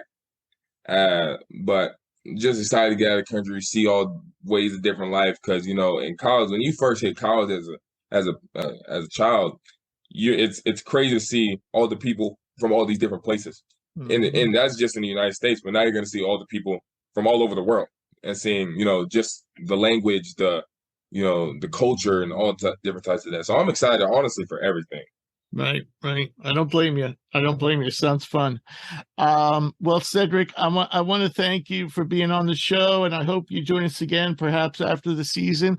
I want to wish you and the team the best this season, and I'm really excited to watch you in your expanded role this season. I'm going to make a prediction that not only do you make all academic again, but you also make all conference. So that's my prediction, and I wish you the best. Yes, sir. Thank you. All righty. Thank you, Cedric. Thank you. Yep. Thank you. All right, Jake. Well, we've had a full episode. We've had 2 guests. And next week we will be back. We'll be doing our college notebook. We'll be doing our MBA notebook, and we'll be previewing the Ivy, Missouri Valley Conference, and Mid-American Conference, the MAC. Okay. So that will be exciting, and we're also going to have some guests. So as always, I want to thank our listeners, and I certainly want to thank our special guests, Dillon Jones and Cedric Coward. If you ever miss an episode, you can get caught up at hoopsprospects.com. And if you want to send a email to the show and ask a question when we do our mailbag, that address is admin@hoopsprospects.com. We will be back next week to roll on those conferences and open up the MBA and college notebooks. Final thoughts, Jake? It's almost here. I got a little taste of football last week with the Hall of Fame game, even though it was horrible. I'll take football any way you give it to me. We got college football, pro football, and soon enough, Rich, we will have basketball back on. So yes. fun to talk about it today. About 3 months away. 3 months away. Almost there. And during that time, we will, here on Hoops Prospects Podcast, we'll be previewing both all the college conferences or the major conferences and NBA too when we get closer to training camp. So, yep. All right. Good seeing you, Jake. Great show.